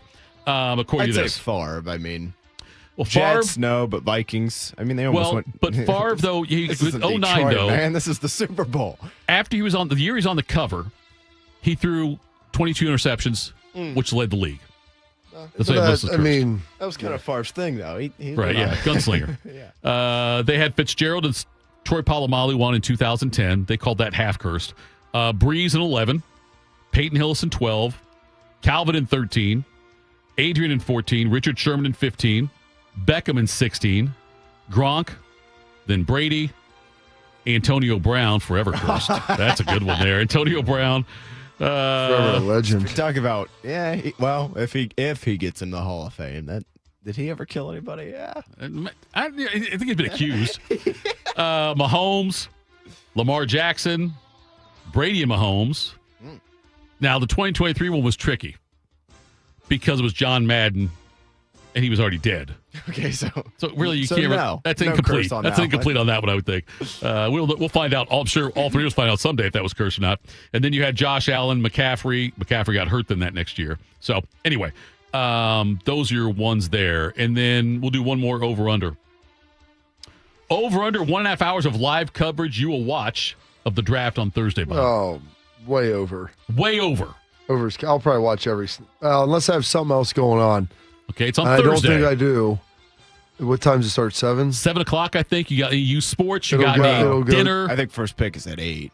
Yeah, they start at 7, but it goes from like 8 to midnight. Right. Yeah. Okay. I'll watch it. I went from 6 to midnight just now, but it's talking about it. I'll watch at least 8 hours or at least 4 hours. You'll watch at least 2 hours. Probably so you'll all be 4. over. It. I've watched almost the whole thing every year. Oh yeah, hard You'll over over for me, 1.5. no question. Yeah, I'll probably. There are a few things anymore that I stay up for. Right. Would have loved to see that Timberwolves Nuggets finish last The good night. news, the but Cowboys are 10:30. trying to help you out and get off the board earlier. Yeah, get that 20th pick out of the way. But yeah, I'll probably honestly watch the whole thing Thursday night and then take a very nice long nap Friday. Do you think I'll probably watch that much Friday night? Honestly, like I love watching it every year. First 2 nights are pretty good. Yeah, and then Saturday I'll dip in and out. Will our show follow it on social media more than anything Saturday? Will our show suffer on Friday because all three of us will be up so late watching the draft? Might for you, not for me. But see now, Bob, I ask a group question.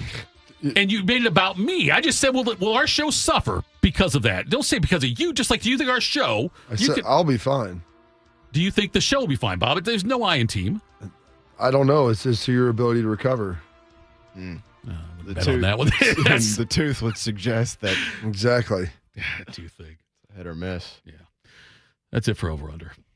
Hope you enjoy as much as I did, Bob. Coming up next, we will tell you what's got... What was that for, Bode? Okay, we'll tell you what's got us juice. Morning juice. James Laurinaitis here for my guys at Green & Sons, the premier Kubota dealership in Central Ohio. Green & Sons has all the Kubotas you need to tackle your land and come out a winner. They have zero-turn, skid steers, tractors from 18 to 171 horsepower, and also utility vehicles. My favorite is my RTV Sidekick. The best thing about Green & Sons is they've been family-owned and operated since 1970, and you will love dealing with the Green family and their winning team. Do what I did and check out Green & Sons located in Mount Sterling and Marysville or online at greensons.com for all your Kubota needs. We are the keepers of the wild, America's original and most invested conservationists. For more than 80 years, we've been committed to conserving wildlife and the natural landscapes that define our nation. From rugged alpine ridgelines to peaceful tall grass prairies, we've supported the conservation of more than 36 million acres of American wildlands. Our funding has led to cleaner water, fresher air, and improved wildlife habitat. From abundant fish and waterfowl populations to robust deer and elk herds, nothing is more important than maintaining wild spaces for adventurers to explore and wildlife to thrive. We are America's hunters and target shooters, stewards of the American outdoors. America's hunters and target shooters, along with firearm, ammunition, and archery manufacturers, have invested more than $46 billion to help state fish and wildlife agencies manage and protect wildlife and wildlands across America. For more information, visit outdoorstewards.org. I'm Brianna Albizu, traffic anchor for 10 TV News this morning.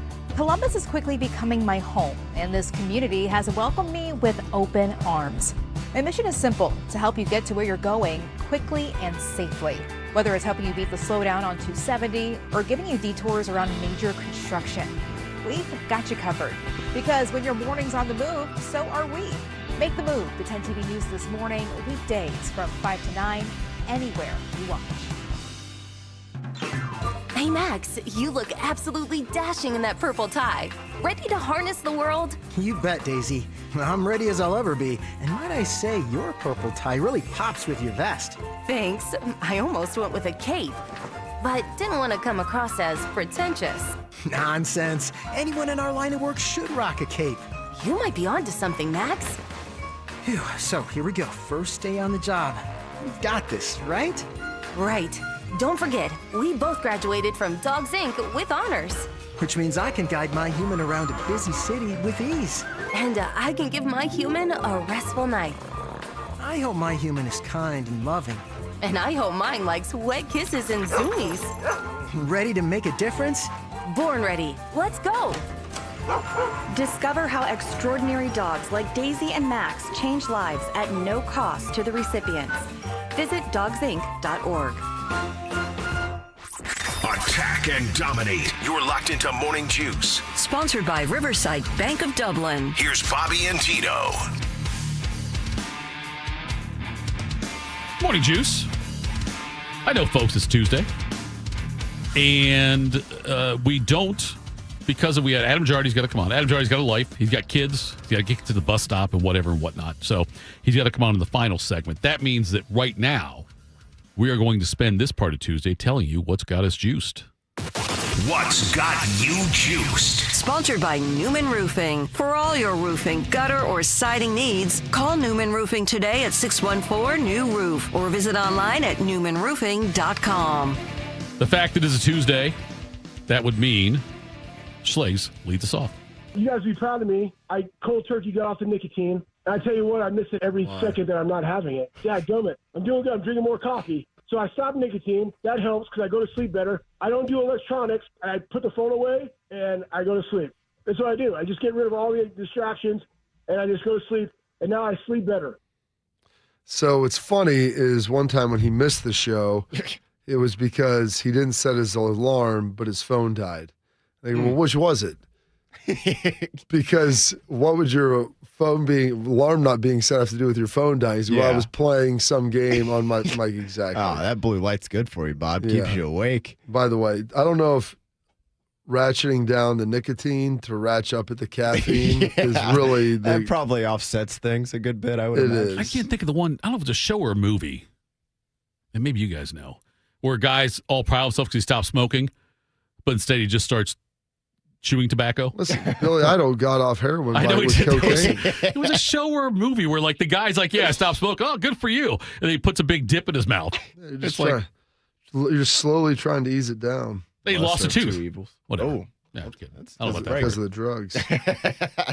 All right, guys, got a few things for you here real quick. Got game 2 tonight in Boston. Hopefully Celtics can take care of business there. They obviously smoked Philadelphia in game 1, but the Nuggets and Knicks looked good in game 1 as well, and then they both lost last night. Cavs got the job done, though, so I was enjoying that last night, and then hoping the Celtics can go up 2-0 tonight. Mm-hmm. Also, it has me juiced.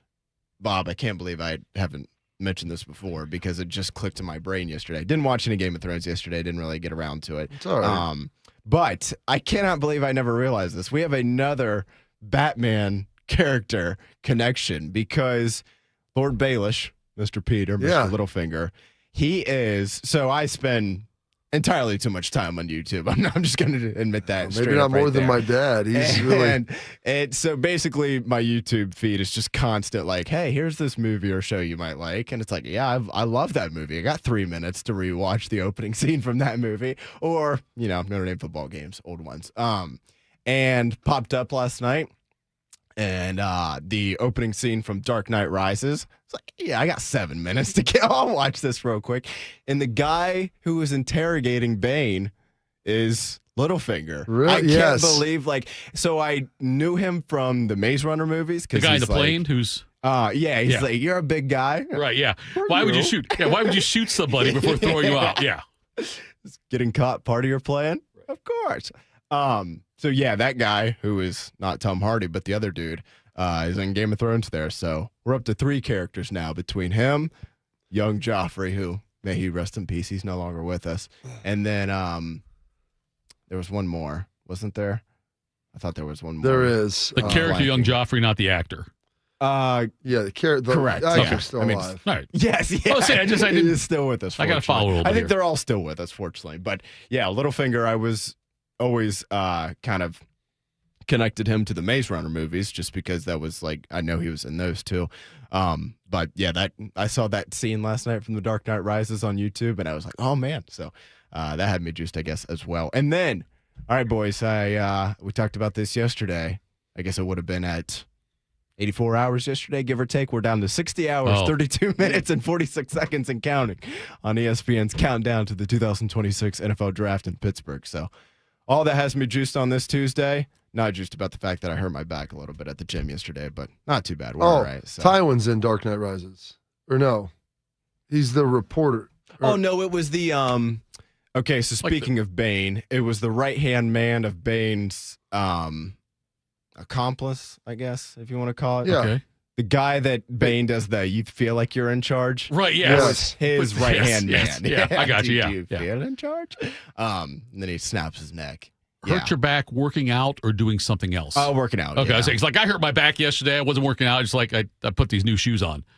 Yeah, that's tough. Last rep of a deadlift. Felt it as soon as I did it. I was like, oh, yep, that it's going to be a little sore tomorrow, but not too bad. It's kind of sore when I move it, but as I sit here right now, it's not too bad. So that all has me juiced, Mr. Carpenter.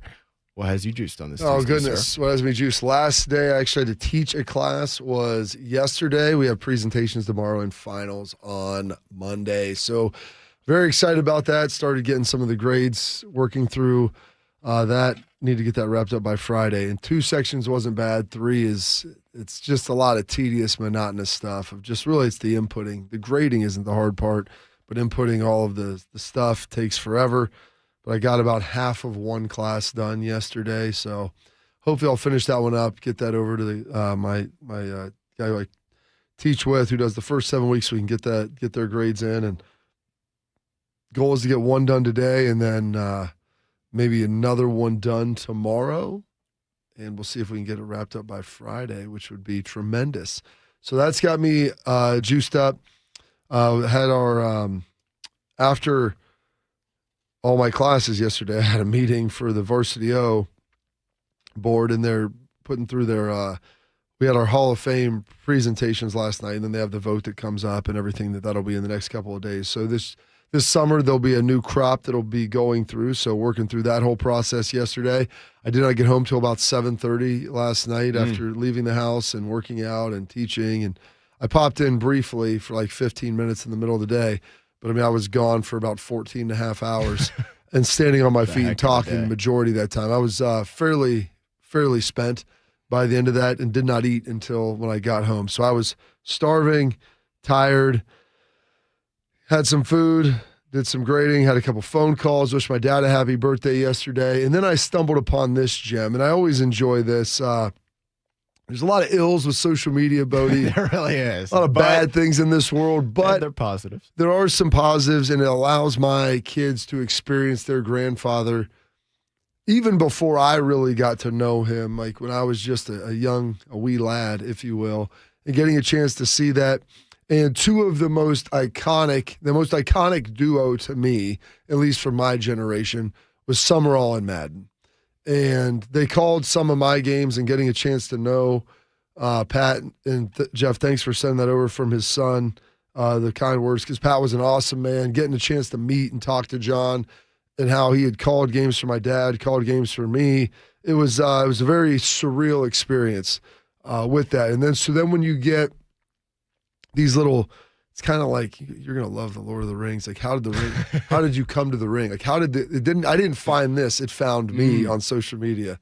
That says about my algorithm. Maybe that's people that drop it to me. But my dad's playoff game with the New York Giants, he still, I think, is tied for the single game playoff rushing record with 161 yards, and like I think a buck 10 of them were in the second half against the Eagles in 1981 when they were the defending NFC champs, and they were able to knock them off and put my dad on the map in New York. And so this, I believe, is the clip from the end, like the last handful of minutes. I think it's at the vet in Philly, and they got the polices walking out on the horses. You have no idea what's going to happen there. They were crazy. Exactly. So this is the final couple plays of that, with him wrapping up that record, and the Giants coming away with their first playoff win in I think like 20 years. This game must be close to getting over, Pat, because the horses are coming on the field. There have been some horses out there all day long. One of them named Carpenter.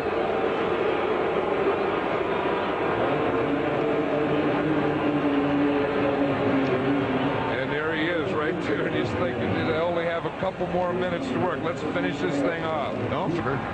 And before he came to the Giants, being an offensive coordinator, has it been the defense that's excelled so much? Because of Lawrence Taylor. That's a pretty good reason. Pittman goes in motion left. You expect Carpenter to get the football, don't you? And he gets the first down, and the Giants keep it.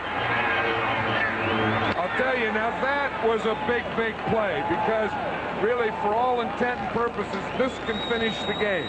And we see it here. If the Eagles had been able to stop him, they could get the ball back. But now Rob Carpenter see how his shoulders are always square, heads up, good balance. He gets the first down. Hold on to that ball, no fumbles. The Eagles only have one more timeout. 32 carries, 147 yards for Rob Carpenter. So I'll say another thing, that right side of the Giants' offensive line has done an outstanding job blocking. That would be Gordon King and company on that side. Here is Carpenter again. And Rob Carpenter rips through that Eagles secondary and rips for another first down. Randy Logan had to make the tackle, but Carpenter putting on some exhibition. 33 carries now, 161 yards for Rob Carpenter. This is a time that the Eagles have called timeout, which means their last timeout. The Giants have a first down, and what they can do is they can start celebrating now, but not too soon. All they have to do is drop on the ball. 161 yards, the most yards rushing against Philadelphia this year. I'm not sure, but that Rob Carpenter is approaching a team record for the Giants. So that had me, Juice, getting a chance to watch that and showing my kids that as well, because they always like to watch a little bit of Grandpa and some of his good stuff. And it was funny, they had also Big Blue VCRs, who puts that out on social media. They also had one of the NFL Films highlight videos that they do every year, and it's of my dad talking when he got traded there, and he's probably like 25, 26 years old. And it's just interesting to see him talking about going from the Oilers to the Giants and what that process was like and how big of a deal that was for him at the time. So that's got me juiced. Jeff, what's got you juiced, sir? And Bodie, I don't like speaking out of turn, but I know Bob's a pretty private guy. But at his Halloween party a couple years ago, we played a flag football game out in the front yard, and Bobby leveled me. And his dad comes up to him and says, I know what brought that on. 5 generations of large family breeding, which I thought was interesting that happened at that moment. Bob, don't think it's not lost on me, the fact that Bodie just said I didn't watch any Game of Thrones, and he talked about watching old Notre Dame football games, and you did not bat an eye. But if I say to you I didn't watch Game of Thrones and I watched an old Oilers game, I will get ripped by you. Okay, I'm saying like it's a different standard that Bodie can do both. No, but I don't watch old games. It's like more like a play, old clips, a drive. Right. Okay, I'm just saying there's different levels it's here. like 5 on this minutes That's fine. tops. Anyway, that's really cool about your dad, and I've always wanted to ask you this, Bob. Yeah. As you've gotten older, do you have a better appreciation, or has it changed at all? I'm thinking about like draft week. Like right now, you got the draft this week. You being a first round pick of the Cowboys that year, and in the moment, you're a younger guy. Who, I don't want to, cocky's not the right word, but you're certainly confident. But so I don't know how big of a deal it was for you at the moment versus now as you look back on it. Is it more, do you have a different perspective on it now? And the same thing with that thing with your dad right there, that you had a game, your name gets said by Summerall and Madden. Your name's been said by them in your games, just like your dad's. And in the moment when that happens, when you realize that, does it, as you've gotten older, has it changed your perspective on those moments? Some of it seems like it's almost surreal to look at it. And it's interesting. There's two kind of ways that it's hit me. Is there's sometimes like at Ohio State, because when I got there, it's like, man, I don't know if I'll be able to play here. And looking back on it now, it's like, well, why wouldn't I have played? Like, how would I never have thought that I would have been able to be, that good? And now I look at some of these guys that are first round picks. You're like, man, like that had to be really hard. Like it's hard. I don't know how I was able to do that. And then you think about the work and some of the things like, okay, well, that's kind of how you get it done. But it's a unique perspective, I guess, on it. Talking to some of those guys, going through it, looking back. And I think it's just an understanding and a respect for how difficult that process is. But when you live in it and you embrace it, like it's going to pay off for you. So I guess knowing this now, like knowing how the story turns out, it's a little bit different than when you're sitting like on the edge, getting ready to like not even watch. You're participating in the movie. And so when I talk to people, you're the author of your life. You're writing your story. You go back and read the chapters. They don't hit quite the same. Like Bodie seeing Game of Thrones for the first time, it hits a lot different. I know what's going to happen. As he talks through it, like I can see the anticipation of what's going to occur. It was so different. I can remember being at my parents' house and walking out onto their back deck to take the call from the Cowboys and Jerry Jones and looking at that and thinking like, okay, this is how I think my career is going to go. And then knowing how it did go and thinking like, man, I wish that there would be some parts that were maybe a little different, but understanding that was all part of my journey in the story. And, God makes it works out the way. It works out the way that it's supposed to work out. And you don't know that at the time. There's just maybe some nerves and anxiety in that. And when you're young, you don't really know how to deal with that quite as much. So as you get older, I think you realize you just do what you do and everything else takes care of itself. Quit worrying about tomorrow. Tomorrow's got enough to worry about itself. I just realized as we were talking that I FaceTimed my sister last night to wish her happy birthday, and my phone died. I never called her back. But it started the conversation, but I think it ended before I could say happy birthday. Did you not look at the phone power before you did it, Jeff? And then secondly, Bob. You can put the little number on there. So it's not just red. Yeah. It actually says Tells you. 12% or 7%. Okay. That's not what this is about. But so I just remembered that. So I need to probably call her today. Get it next year. Whatever. We're sitting on. I got 85% right now. We're in good shape. I can do it on the way. Wake her up. Anyway, it's also my mom's birthday today. She passed away recently. But yeah, so it's her birthday today. But I thought about that as well. Obviously, I can't FaceTime her, Bob, if I could. But everyone thinks you have social media in heaven because people say on social media, like, hey, happy heavenly birthday, Paula. And it's like, I honestly, I don't think they have Facebook in heaven. I think as long as your phone's sitting on the table, you can see it. The problem is, for some people, you may have to face it table down. That's face fair. Down.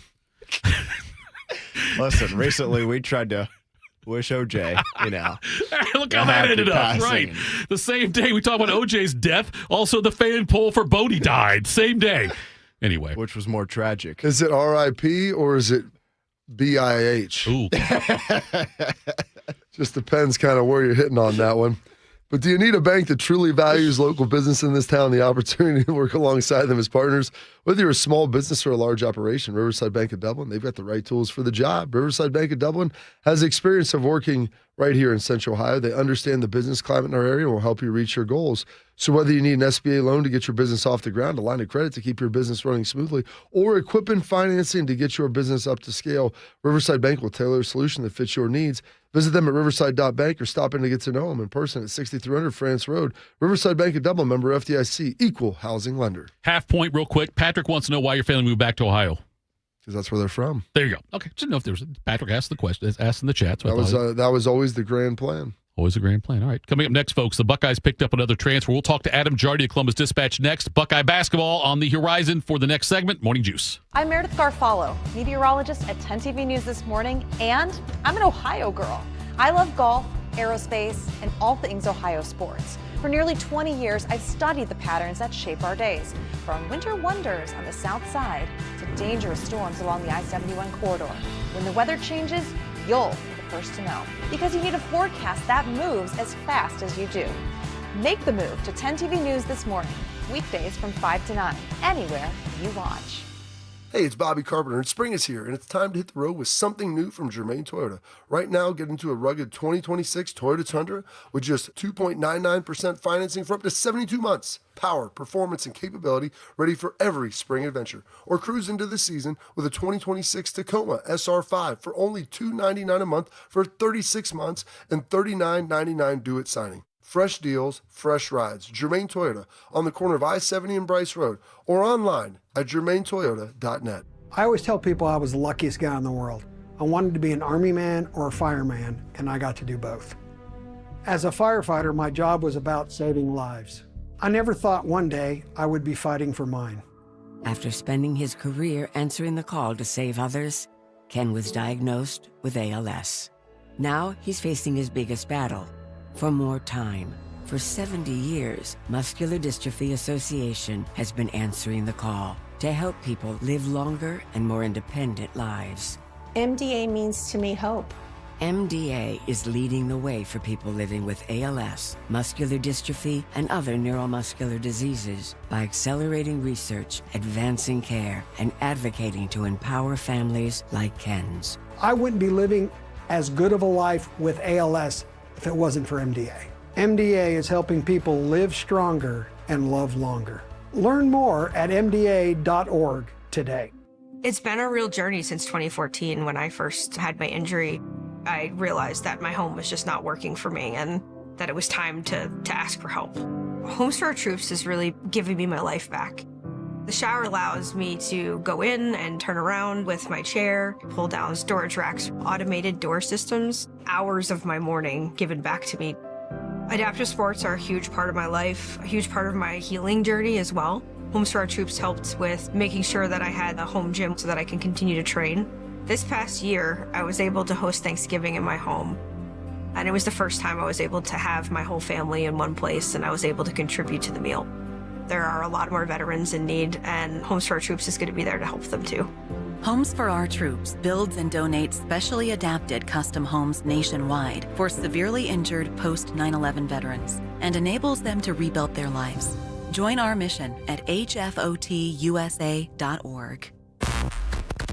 Bobby played for the Dallas Cowboys. Tito wears assless chaps. I'm dead sexy. You're locked into Morning Juice. Morning Juice. Head out to the Bryant Heating Cooling System Fan Guest Hotline. We're joined by Adam Jardy at Columbus Dispatch, covers Ohio State basketball. Adam, good morning, my friend. Thank you for taking time to talk to us here. And Ohio State picked up another transfer. Yeah. Jimmy Williams to Duquesne, an Ohio kid, is coming to Ohio State. And I am curious how does he fit into this team? And are you surprised that Jimmy Williams is coming back to the state of Ohio? I wouldn't say surprised necessarily. I mean, you never quite know with the transfer portal where these things are going to go and, who's going to end up where. I mean, like Toledo's freshman guard, who was the MAC player of the year, is going to Kansas. Like you never quite know how these things are going to go. But he's a big guard. He's a versatile guard. He can play at the 3. I think he'll let them play like some 3-guard lineups. Like I said, he brings some size. He brings some defensive capabilities. And I mean, in general, I like when you can, if you're Ohio State and you can bring a guy who has Ohio ties and Ohio State matters to him, like I feel like that usually counts for something. When I talked to him when he committed, he said his favorite players growing up were Aaron Kraft and D'Angelo Russell. Like those were guys he really loved watching. And so, there's some history there. There's some affinity for the university. And I think, that stuff usually pans out pretty well. So let's just do a debrief. Where do we stand as far as who is on the team right now? Like who is committed?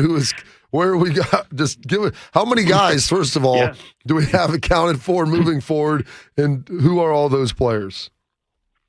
So they've got 9 guys that are what we would consider scholarship players, guys that are going to be, making NIL and all that stuff, that are all set for next year. And you're right, it's hard to keep track of.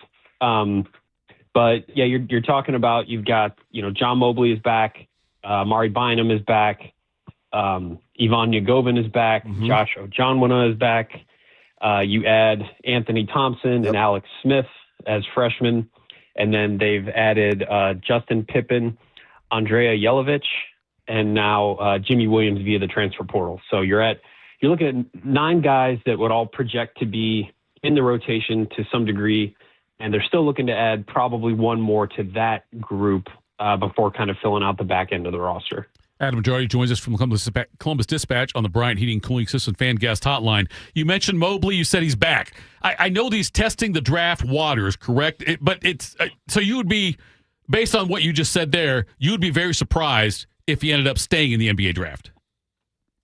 Yeah, I mean, he's going through that process, and I guess it's the weird caveat this time of year where it's like, I mean, we went through it with Bruce Thornton last year, where Bruce was going through the draft process, but he wasn't on NBA mock drafts. Nobody was projecting him as a first or second round pick. I could tell you that John Mobley will make significantly more at Ohio State next year than what he would be making if he was anywhere outside of the top 12 of the draft or so. So, it only takes one team, I guess, to really fall in love with somebody, but there's no real expectation right now that he won't be back in Columbus next season. And that's great. I think everybody's really excited about that. How do we feel about the style of play? Like when you're building this team, and especially in basketball, when you start talking about your wing players, the bigs that you have, there's been some deficiencies maybe in the front court as far as physicality. Sure. Do we feel like we're answering some of those? Do they want to be more up-tempo now with Bruce being gone? I mean, are we going to recognize this version of Ohio State relative to what we've seen with them in the past? I think they will be more aggressive and more athletic across the board. And that's, you almost feel bad like criticizing Bruce Thornton to a certain extent because he did so many things for so long. But I mean, he wasn't the most gifted, like, physical player. He was a physical player. He wasn't the most gifted athletic player. He couldn't run at maybe the fastest tempo. And, some of the things that they've talked about, how they want Jake Diebler wants his team to play, weren't necessarily some of Bruce Thornton's strengths. I mean, he didn't have great, height, and, there were some deficiencies there. And it's not certainly just on him, but they have more pieces, I think, that fit kind of the style that Diebler has talked about. Like one of the things that has really stuck with me. I've been thinking about this a lot since the weekend, but when I was talking to some people around the program about Justin Pippen, and they said that one of the things he brought up when they were meeting with him was, how much do you want to play zone? Because I'd rather be playing man-to-man and guarding people and turning them over. That's more my kind of style. And they were like, well, yeah, we'd love to force more turnovers and get more steals and run in transition. And that was a thing that Justin Pippen brought up to them. So I do think you're seeing them kind of assemble a roster that has some more athleticism and probably some more defensive bite. And that could go a really long way, I think. Adam Jardy joins us from the Columbus Dispatch here on the Bryant Heating and Cooling Systems Fan Guest Hotline. So this is the third time that Diebler's has been dealing with, or I should say, experience with the transfer portal. How much has he learned, or what lessons do you think he has learned from the first year doing it to right now? Boy, that's a great question. I mean, I think what everyone saw in that first year was that you don't just go out and bring in the 5-star, high school kid who didn't, pan out as a freshman. I mean, Aaron Bradshaw, Michi Johnson, Sean Stewart. Some of the favorites. Those are some of the favorites, Jardy. Just keep listing those guys. Everybody's really excited about that. Aaron Bradshaw just re-entered the portal, by the way. He's leaving Memphis. Bring him back. We thought about a reunion. I would be surprised. Let's put it that way. So that class didn't really work. I feel like they were more on track last year. Now I know Brandon Knoll got hurt, so that had a big impact. And Christoph Tilley wasn't the physical guy that they thought, or that maybe fans wanted him to be, and his 3-point shot wasn't what they thought it would be. But he was still a pretty solid contributor across the board. I think where they really need to get it right are with a Jimmy Williams and with an Andrea Jelovich, guys that they're bringing in where, hey, we don't need you to go out and be the leading scorer. We don't need you to go out and play 25 minutes a game necessarily, but we need you to contribute. We need you to come off the bench. You got to play 15 minutes a game and get us 8 points. That's where the roster has been lacking these last couple of years, is getting beyond that initial 5 or maybe 6, trying to get that 7th, 8th, 9th guy to be a contributor. And I think that's what's going to be interesting when we do have a chance to actually sit and look at a full roster and say, okay, here's who they've got. Here's how this fits together. Are they better, not just 1 through 5, but are they better 7 through 10? I think that's going to be as critical for this team as just about anything. And I think that's been front of mind for them as they put this roster together. They know they need more depth that can help them than what they've had. Well, look at the guys they've lost so far in the transfer. Tayson Chapman's the one I really wish would have stuck around. Is he the biggest loss by far in the transfer portal as far as guys leaving the program? I mean, certainly, you feel that one, I think, because you could see the potential there. You could see, his ability to shoot and the things that he brought to the court. Sometimes, 3 years and one of them is, 2 of them really injury affected. Sometimes guys just need to move on and get a fresh start. But yeah, there was something to like about, a guy, a 4th-year guard with size and skill in your backcourt. Yeah, I think you're going to feel that. To a certain extent, Devin Royal too. He's been a double-digit scorer for the last 2 years. I didn't feel like it was his best season this past year. And, that might be another one where just a fresh start is better for everybody. But, he was your leading rebounder for the last 2 years. With the right sort of mindset, I think he could have been a real asset to the team next year. But it's going to be. I'm really interested to see how he fares under Kevin Willard. I think those are 2 very different personality types, and I'm interested to see what that fit looks like for him at Villanova. Expectations now, as you see, basically the meat of this roster comprised between a couple returners. It's almost like a third where we're at right now with, returners, freshmen, portal. What do you kind of expect potentially from this team? Way too early predictions here. I think they should be better than what we saw last year. You look at, something that Ohio State hasn't really had these last couple of years. There's multiple potential NBA guys on this roster. Anthony Thompson is projected as a lottery pick next year. And Amari Bynum certainly looks like a guy who's going to play his way into that NBA conversation this time next year. I mean, John Mobley's going through the process and getting NBA feedback now. Like, I would say they probably have like 2.5 NBA guys on this roster, and it's been a while since we've been able to say that. I mean, really since they had EJ and Malachi Branham was like the last time. So I think it's reasonable to think that if you have some high level, some upper level talent, and I think you have a bit of a deeper bench, you got to make it all fit together. And obviously you got to stay healthy and all that stuff, but we'll see how the rest of the league shakes out. But I'm a little surprised that the roster right now isn't getting more attention nationally. And not that this is they should be top 5 in the country or anything like that. But I think they're better than people are recognizing right now. And some of that is because you retained John Mobley and Amari Bynum, and you bring in a freshman that is an All-American. Like, there's going to be more, like I said, high-level talent on the end of this roster. So I think, they should be better than last year. And I think those are the expectations coming into the season. He's our All-American, Adam Jardy. Thanks for the time, buddy. We appreciate it. Have a great day. Thanks for that, guys. Have a good one. You bet. That was Adam Jardy joining us there on the Bryant Heating and Cooling System Fan Guest Hotline. Love getting Jardy on. Look, this might have been like a Valvano kind of show. We got a little bit of emotional, Bob, when you were talking about your dad. No, I could see it, Bob. You're amazing. Are you going to tell me you didn't get a little emotional talking about your dad in the video? Right?